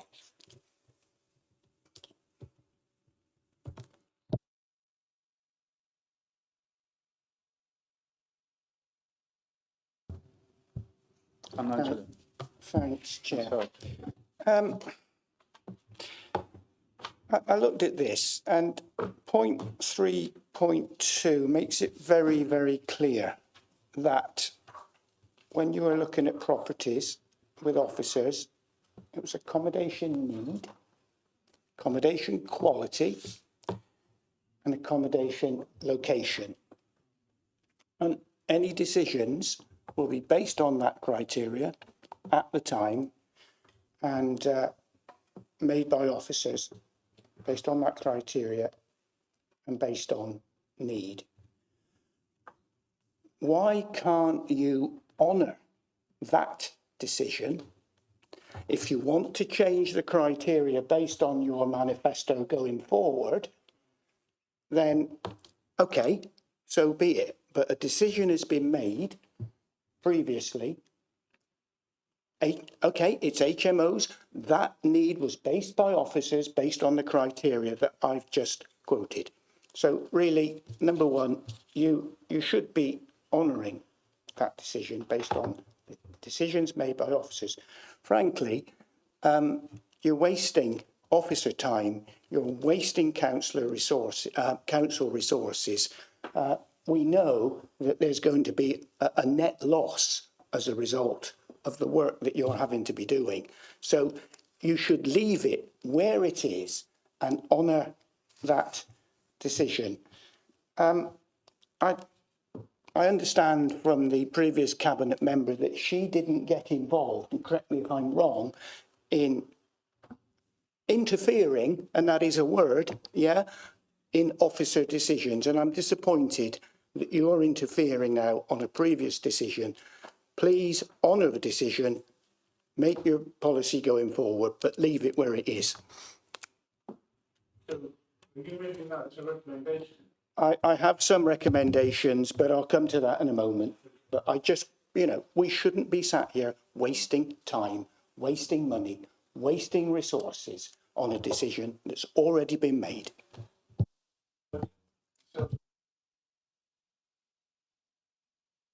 Okay, thank you. Yeah, when I read this, I was just absolutely astounded and horrified. Yet there are 12 people potentially out there who could be living, albeit in temporary accommodation still, a much more settled life. A life where it's likely that their mental health will suffer less, where if they have mental health problems, they might improve. Where they can be somewhere where they can actually start making plans for the future. Do you think that they think that it's just unfortunate? Because I don't. And, as well as it being unfortunate, surely the way forward with this, as Councillor Pullen said, is these decisions were made. It was agreed, it was done. At the end of the day, we are not talking about tens and 20s of people. We are talking about 6 rooms in Kingsholm and 6 rooms in Podsmead. Surely the fairer, more humane and financially more sensible route would have been to have honoured these properties as they are and then moved forward with whatever the Lib Dem preferred approach is from that point. You've wasted money and you've dashed people's hopes and chances of having somewhere more secure to be. And it is not something I would have expected from the Lib Dems. This idea that it would be nicer to put them all in flats and things like that. Yes, it really would be nicer for them all to have little flats and things like that, but that's not the reality. And we need to acknowledge that. I take your point, but we also need to acknowledge that the people who live in the neighbourhoods as well, especially the ones that already have a high number of HMOs, these particular houses needed some refurbishment done, which will take 2 or 3 months possibly. So we could buy replacement houses in just as quick time and get them up and running. I don't know. It's nothing is absolutely certain here. But I do take your point that it would be useful to clarify what people's views are as a whole on HMOs. Are people here generally in favour of converting family homes to HMOs? Because that's sort of what it sounds like, but I'm not entirely sure. It's a question, you have to draw the line somewhere, and it's just that the line was drawn whenever the new administration took office. Yeah, the line does have to be drawn somewhere, but we also have to be realistic. Now, if an HMO is properly managed and properly maintained, it shouldn't pose a massive problem just for 6 people. This is what we're talking about. We're talking about property number 2 and property number 8, not what goes on after that you guys may choose to buy. It's about these 2 properties. Now, quite frankly, if somebody bought the house next door to me and turned it into an HMO, as long as it was well managed, I would welcome the fact that people were being given a chance. I really, really would. Now, you're saying this would take some months to sort out. Property number 2 was purchased in March. Property number 8 was also purchased in March. So actually, people could be living there now. If you hadn't drawn the line and stopped this, people could be living there, and then you guys could be getting on with whatever this preferred approach is. Quite frankly, it's disgusting that you didn't honour this.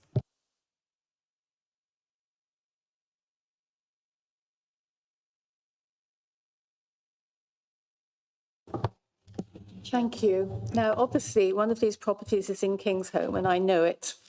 I can tell you that because of the rumour, as it was at that point, that went round the end of this little cul-de-sac, the family that were going to buy the house opposite withdrew from that purchase. I told them they were being hasty, but I believe they withdrew. There was anxiety from another neighbour when he heard it was going to be an HMO of homeless people. I said, homeless people can be a family. He immediately said, oh, well, a family, that's different. But clearly it was not the plan that this particular property was going to be a family. It was going to be 6 bedrooms plus a management office. The HMOs in Kingsholm that I come across do not have anything approaching management. I knock on doors regularly. We've talked about waste this evening. I've spoken to residents and explained to them how to deal with their waste. Some of them have been students. Obviously, there are student houses. There are small HMOs, which we don't really know about. We have the large HMOs that need planning permission. But add those all together, in Kingsholm particularly, we have families who are moving out of 2 or maybe 3 roads, especially, where they see the HMOs encroaching around them. In one road recently, an officer allowed an increase beyond the 10% within 100 metres radius. A planning inspector had allowed 10.2%. The officer said with this particular application, 10.4% was all right. So Councillor Chambers de Bus talks about drawing a line. That was a line that was gone beyond, and I was very unhappy about that. And people are voting with their feet. It's only a small area of Kingsholm, but that effect is felt very strongly, and you can hear the passion in my voice. I don't know about other parts of the city, but it is possible to walk along streets in Kingsholm and tell which houses are HMOs. You can identify the landlord-owned properties by the treatment of the frontages, and if you're lucky, the bins will be tidy and the houses will look cared for. But it is often not the case, and behaviour of some of the residents can leave a lot to be desired. So that's just one point I want to make as a personal, a personal experience of a resident in Kingsholm. I'm sure other people will be able to make their own points of view as well. Thank you. Thank you, Chair. Well, quite a few of my points have been covered by Angela. I just wanted to know, there are lots of students in the Kingsholm area because of the university being so close and because of Hartbury College as well.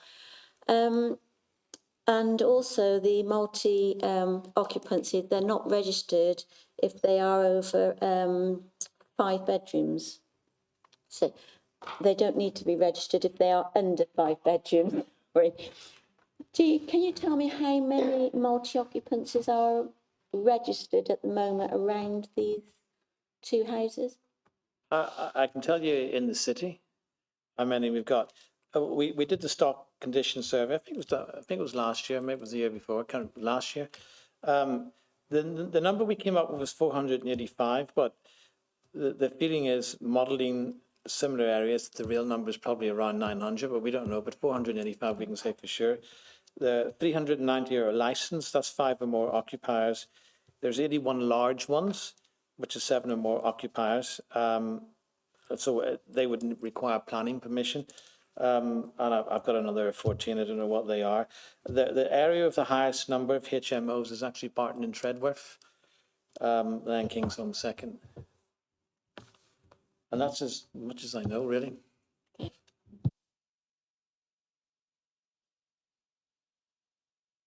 Thank you, Chair. When I read this, I was absolutely annoyed because from everyone over today, I agree with all these councillors, they're not lepers, and it feels like we're treating them like lepers. These people need a chance and are struggling in the hotels. So, and like, you've been sitting on these for months and months, and instead of wasting time bringing them here today, they could have been supporting someone now. It just beggars belief. Sorry, I'm just a little bit angry at the minute. Right, so I've got a couple of questions here. So what measures are you going to take to ensure that the disposal of properties does not adversely affect the availability of temporary accommodation for homeless? Households, especially considering, well, it's not just the leaders of the council's apparent reluctance to have these properties in his ward, but I live in a ward and I welcome this. One of these wards I live in and I welcome this. And more people need to give the homeless a chance. I work with the homeless quite a lot.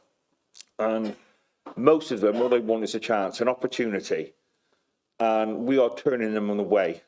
This cannot be happening. And I'm absolutely disgusted at this. Absolutely disgusted. I mean, I know one of the wards the leader of the council lives in. Does he not want them there because he actually lives there and he's just scared of them? I don't know. But something needs to be done, and I really think we're wasting time bringing it here now and debating it when it should have been sorted. I'm absolutely disgusted. I can't say anymore, I get angry. Yeah, as I emphasise again, the intention is to purchase better accommodation and use that instead. And moving forward, there will be other purchases as well to make sure that everybody's covered. Unfortunately, there is a delay, which I regret, but we certainly will not refuse to help people, that's for sure. Well, that's what it appears to be happening at the moment. And I've got to say, this council have wasted so much money already over the years. Why waste any more money? I mean, if we sell these, you're going to lose 30 grand. Where are we going to find that money again? Council tax go up again? It's ridiculous. So on this side, we've got, we've got Sarge and then you from next to you. Yep. Okay, Sarge then. Thanks, Chair. I don't normally attend these meetings on overview and scrutiny, but I'm here today as one of my colleagues couldn't be here. And just reading this report, I mean, firstly, what Councillor Chambers said, and maybe one or two others have repeated as well. I find it absolutely astonishing, shocking, I've written a few phrases here, extraordinary, and dare I say, even cowardly, that the cabinet member who has made this decision to sell 2 council properties could not be here today. I think it's absolutely outrageous. We shouldn't even be having this debate until he could be here. That's how strongly I feel about this. I think it's appalling. What excuse he has, it'd be interesting to know. Because in the 13 years I've been councillor, this is the first time I've ever heard of a cabinet member whose report has been presented could not even be here today to attend the meeting. Extraordinary.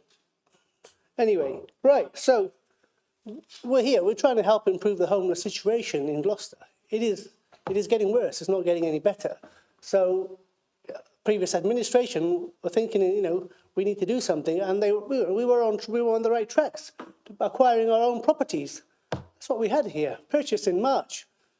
Declan, you're saying, well, you know, if we sell these properties, we can quickly buy some more properties, and we can have them moved in, just people moving and living there just as quickly. No, you know, anyone who's bought a house, especially after COVID, will know it takes months and months for purchases to go through, and then to renovate the property again, you know, further months. So we're going to looking at this 6 months, maybe 6 months to 12 months time. I think by the time you know you've got people living in these properties, as Councillor Chambers said. March, these properties were purchased. There could have been people living in there, desperate people living in hotels and B&Bs, as they are at the moment. It's sad. It's actually it's sort of tragic, honestly. And for the new administration to be pulling this, it's disgusting, as someone has already said. And you know, the loss to the taxpayer, nearly £100,000, maybe more. You said the figures are in the report. Well, the report's incomplete because you haven't even provided the data for the legal costs. Why isn't the legal costs information in here? Why isn't the officer time information in here? What about the insurance? How much is the insurance? Do we know these figures? Can you give us a true actual figure?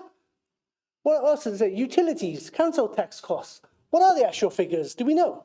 Can you provide that? How many officer hour time has been spent in putting together the whole project to acquire these 2 properties, and now doing a U-turn on that? Do you have any idea?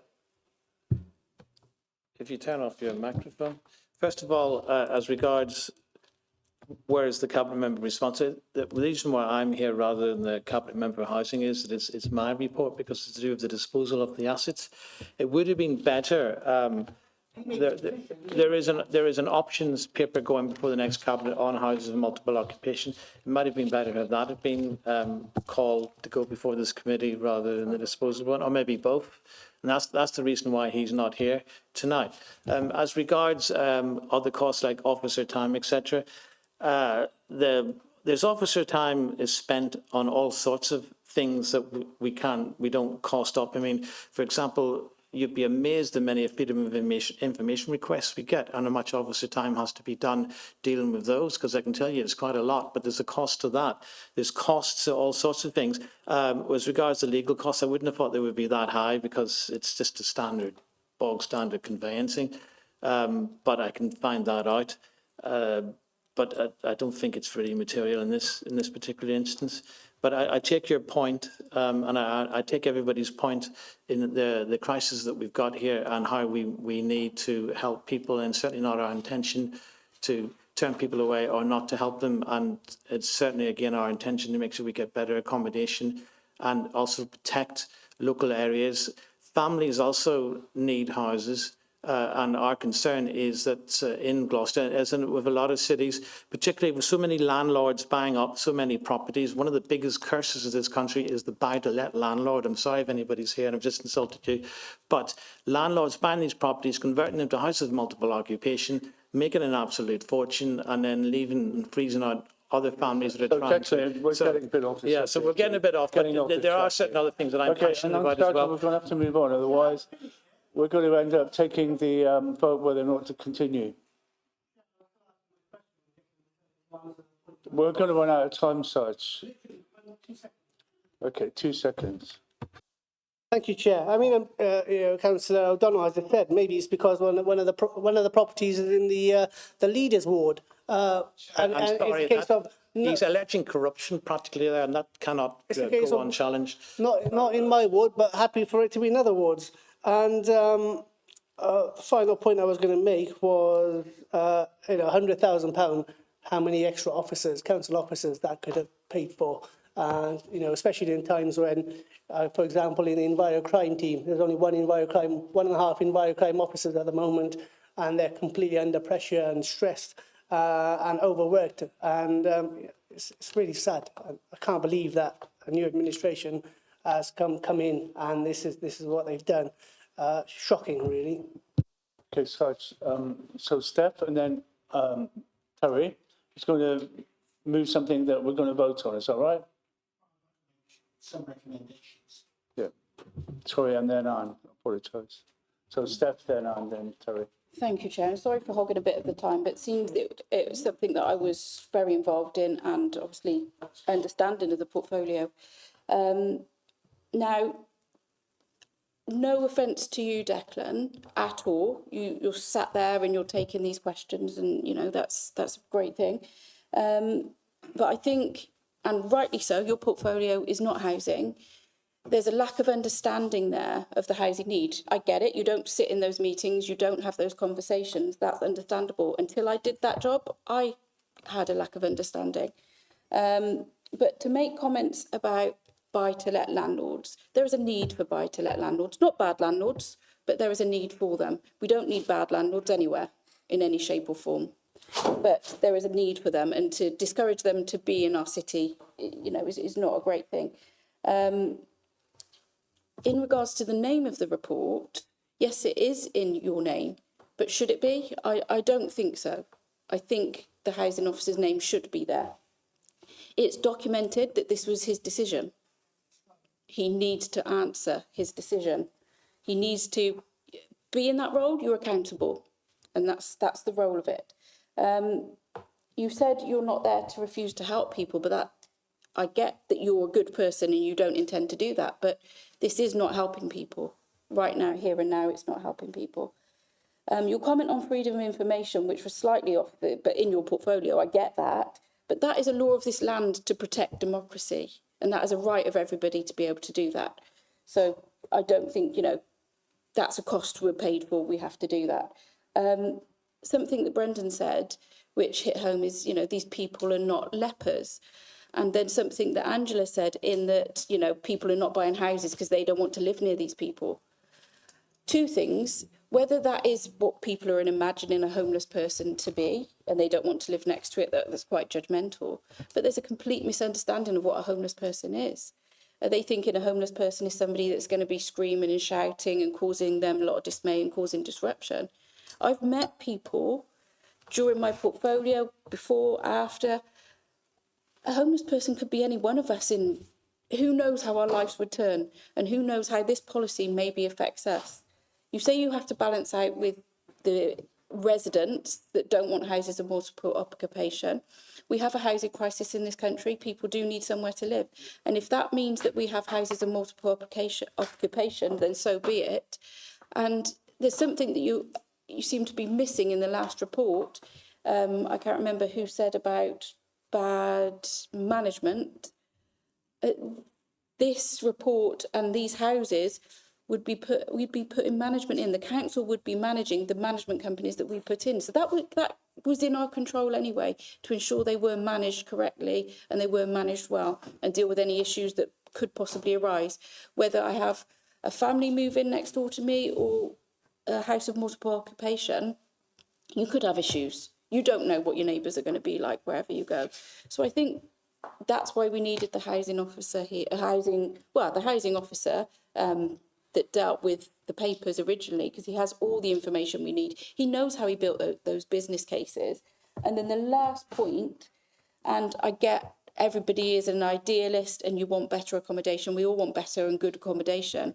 but I think, sorry, the lack of understanding of what better accommodation could be afforded. I want perfect accommodation for people that are homeless because they're going through so much as it is. But we have to do what we can afford. And if that was a house of multiple occupation rather than hotels, I think, and you know, they have a kettle in a bed and breakfast. They can't eat meals. They can't cook meals for their families, for themselves, for their children. Maybe they have disabilities. And maybe the leader wants to sit up here because he keeps mumbling stuff from behind and justify the policy and how it isn't just a political move to benefit himself, because that is what it does look like. And, you know, democracy is not what is done, it's what it looks like is being done as well. And that is what it looks like to many people. So I'd like to see what business cases are going to be better. And to my understanding, POSME doesn't have a huge amount of HMOs.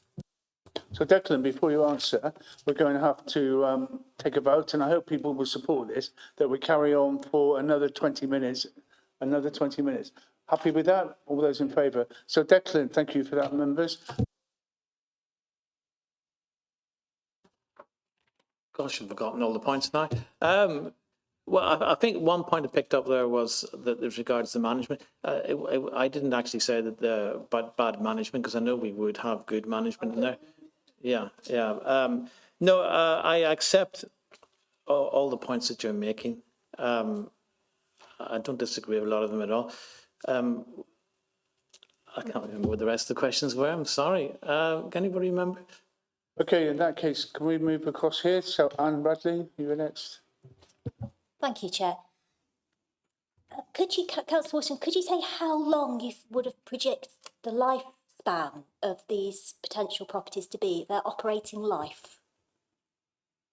Well, that's a good question, because, I mean, they are, by definition, temporary. I think one of my concerns about the HMO conversions is that, say we have this for 5 years and the crisis starts to diffuse, to go away, the numbers start coming down. Those converted HMOs, I doubt if anybody would buy those houses and convert them back into family homes. Whereas with the other houses that we do purchase and use that we would do, the borrowing costs are over a 30-year period, but I can't imagine we would hold those for 30 years. I don't know. So I would hope that this current crisis would hit us very suddenly, if truth be told. Wouldn't be more than 5 or 6 years, but nobody's got any ways of possibly predicting something like that. So it's useful to know that, because the impact of that decision and having that house, again, in my ward, we have a lot of pressure on family homes, and there is a distinct change. And again, HMO is not necessarily a bad thing, but there is a distinct change to an area, and we tend to get clustering. Once we have one, tends to be more, and it's those unintended knock-on consequences which do have a significant impact on residents and areas. And that's not what we have. We can't see that from the report that we're given. And it is important that we meet the immediate need. And it is tragic, and we need to do everything that is reasonable, but we can't not protect family homes, because we're undermining the long-term ambitions of many of those individuals to actually have a home. So it's incredibly challenging, but in some ways, you're looking at this, it's about protecting a family home. And a further question, if I may, in terms of the risks of this in the document, it talked about the risk of the homes being purchased by a developer and them being turned into a HMO. Yeah. Is it possible for a covenant of some description to be put onto the premises to maybe restrict their future use? I doubt if you could put a covenant on it, but you can ensure that when you sell the house, you sell it to somebody who wants it for a family home. What they do after that, you've got no control over whatsoever. You just, I suppose, hope that that will be a family home for a family for many years to come. Thank you. Just conscious of time now, so we're going to have to start speeding up. It would be a tragedy if we just ran out of time and it was just left suspended in midair. Louise Walker. Thank you, Chair. I've just got a quick query under 9.2. It's just referring to the negative impacts on individuals with protected characteristics. I assume that's protected characteristics? Possibly?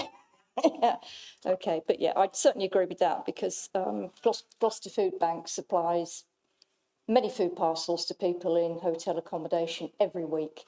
And due to the fact there's no access to cooking facilities, we have to do a very limited parcel. Which isn't great, but when all people have got access to is a kettle, that's all we can do. And as far as I can see, the impact is going to simply increase the number of people and the length of time they're spending in bed and breakfast accommodation. And if these had been converted, as people have already said by now, people would perhaps be on the verge of moving in and at least have access to proper cooking facilities, which is a huge improvement on the quality of their life. And I take the point you need to draw a line, and there are problems with HMOs. But I think you should have left the line after these were purchased and let them go ahead and let people have moved in, because I can just see quality of life-wise, it's a negative impact. Okay. No, point taken. Okay.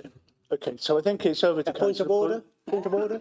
Can I just raise a declaration? We've really got to move on. Can I just raise a declaration of interest as a buy-to-let landlord who was very offended by Councillor Wilson's comments? I am a socially responsible landlord. Thank you.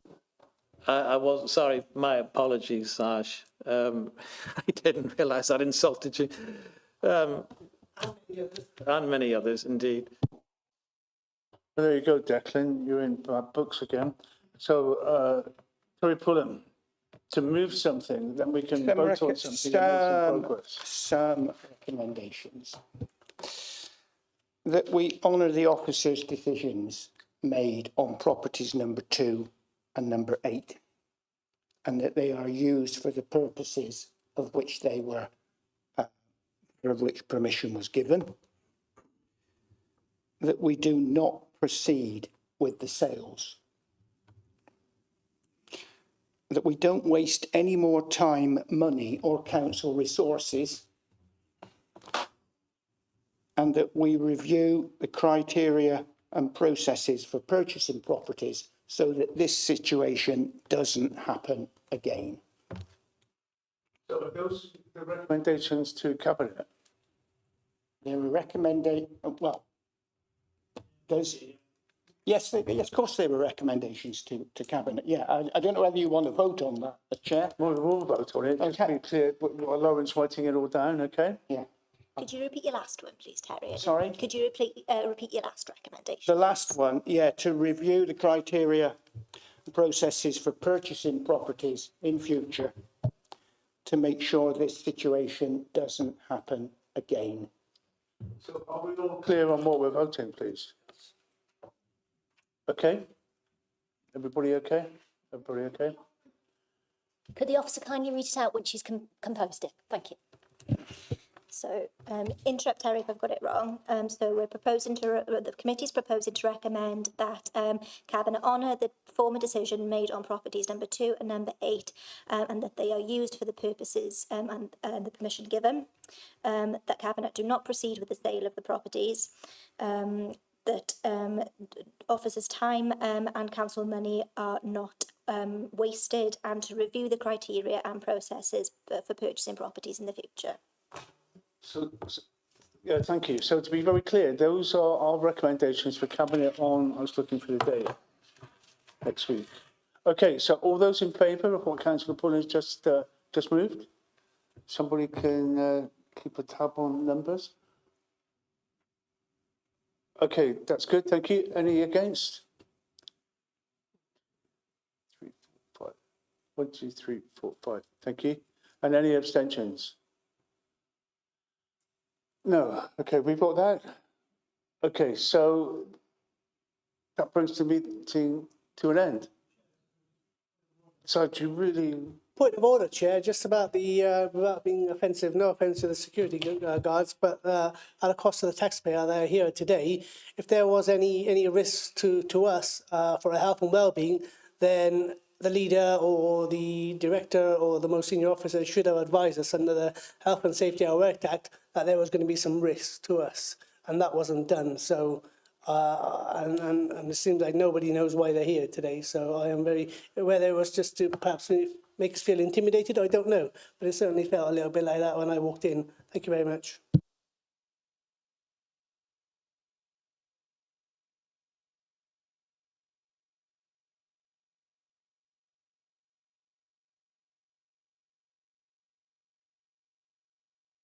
I can go back and look at them. For your recommendation, Steph, was on the basis that Scrutiny was content for this report to go forward. So if you've all voted that your recommendation is to not proceed with the sale, that kind of makes yours. Yeah. Yeah.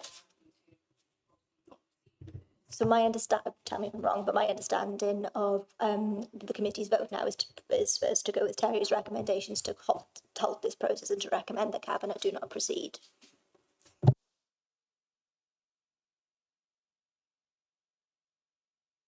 Haven't we? To get the answer. So, Councillor, are you okay with on the vote that we've just taken? Yes. So, Sarge, anything else? Then we're going to close the meeting. Yeah.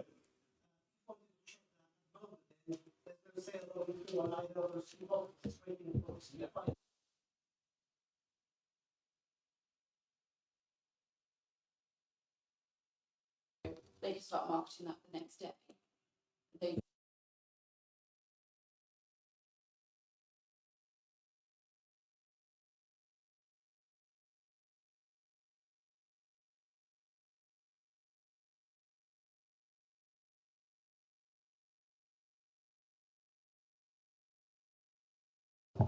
So if I jump in to explain the process of what happens now is, so we attach your recommendations, I'll tidy them up a little bit if that's okay, but we will attach this as an addendum to the Cabinet report, which a Cabinet agenda gets published tomorrow. So it'll go as an appendix, basically. Cabinet have the final call. They don't have to accept the recommendations from the Scrutiny Committee. It is down to Cabinet whether or not they choose to do that. It's usually, I'll double check for you in terms of the reporting facility, but I believe it's usually documented in the minutes rather than an official report that comes back to Scrutiny, but I will double check that for you. In terms of your follow-up point, Steph, could I suggest that you see what happens and then I take that down as a follow-up action for further detailed costings to be provided to the Overview and Scrutiny Committee in future? So, Sarge, and the point that you were making, I didn't quite catch it. The very last one, yeah, I didn't quite catch the point. I was just asking about the process and wanted to double check that these two properties are not currently in the process of being marketed or already sold. And I wanted to just seek clarification as well that once this decision from today goes back to Cabinet, will that then be, they may decide they don't agree with us, will that then follow up to full council for the council to decide or not? No, it doesn't. I don't think it does. It's just a Cabinet report and a Cabinet decision, and that's the end of it. And we've had our input, that's it. So forgive me for my ignorance here. So if I wanted to call this decision, can I do that if I had enough signatures? That's up to you. That's up to you. But can that be done, or is it too late? That's what I'm asking.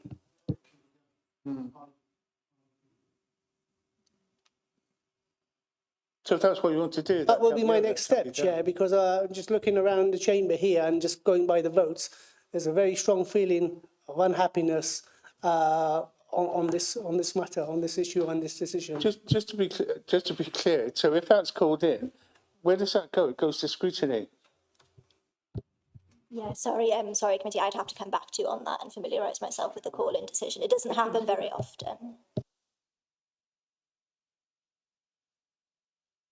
Confused, yeah? So am I right in thinking, yeah, we've just spent probably the best part of an hour discussing this.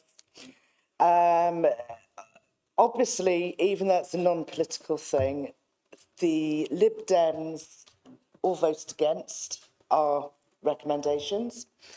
So it will go to Cabinet. effectively, Cabinet can just say, well, yeah, that was their view, but we're still just going to go ahead with it. And we have sat here and wasted an hour at something that possibly is going to do nothing. So what can we do further to try and stop this?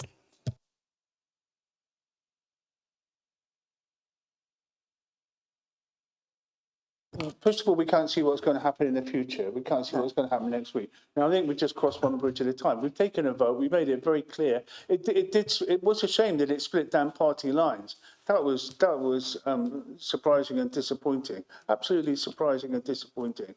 And I'm not going to say any more on that. Besides, if you want to call it in, then you get 4 more names and you call it in, and then it comes back here. You've got my name. Comes back here. No, we've really got to move on. Angela, just very, very quickly. I am real softy when it comes to chairing this committee. The Liberal Democrats voted in line with our manifesto.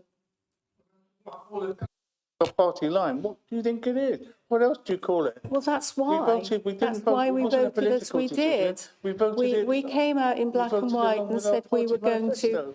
control HMOs, and so that's why we voted as we did. Okay, well, let's start to close this down. No, I'm going to start to close this down because there's nothing useful that we have left to discuss and can add. So, Declan, Ruth, thank you for coming. Thank you, members. We've made our decision and we'll see what happens at Cabinet.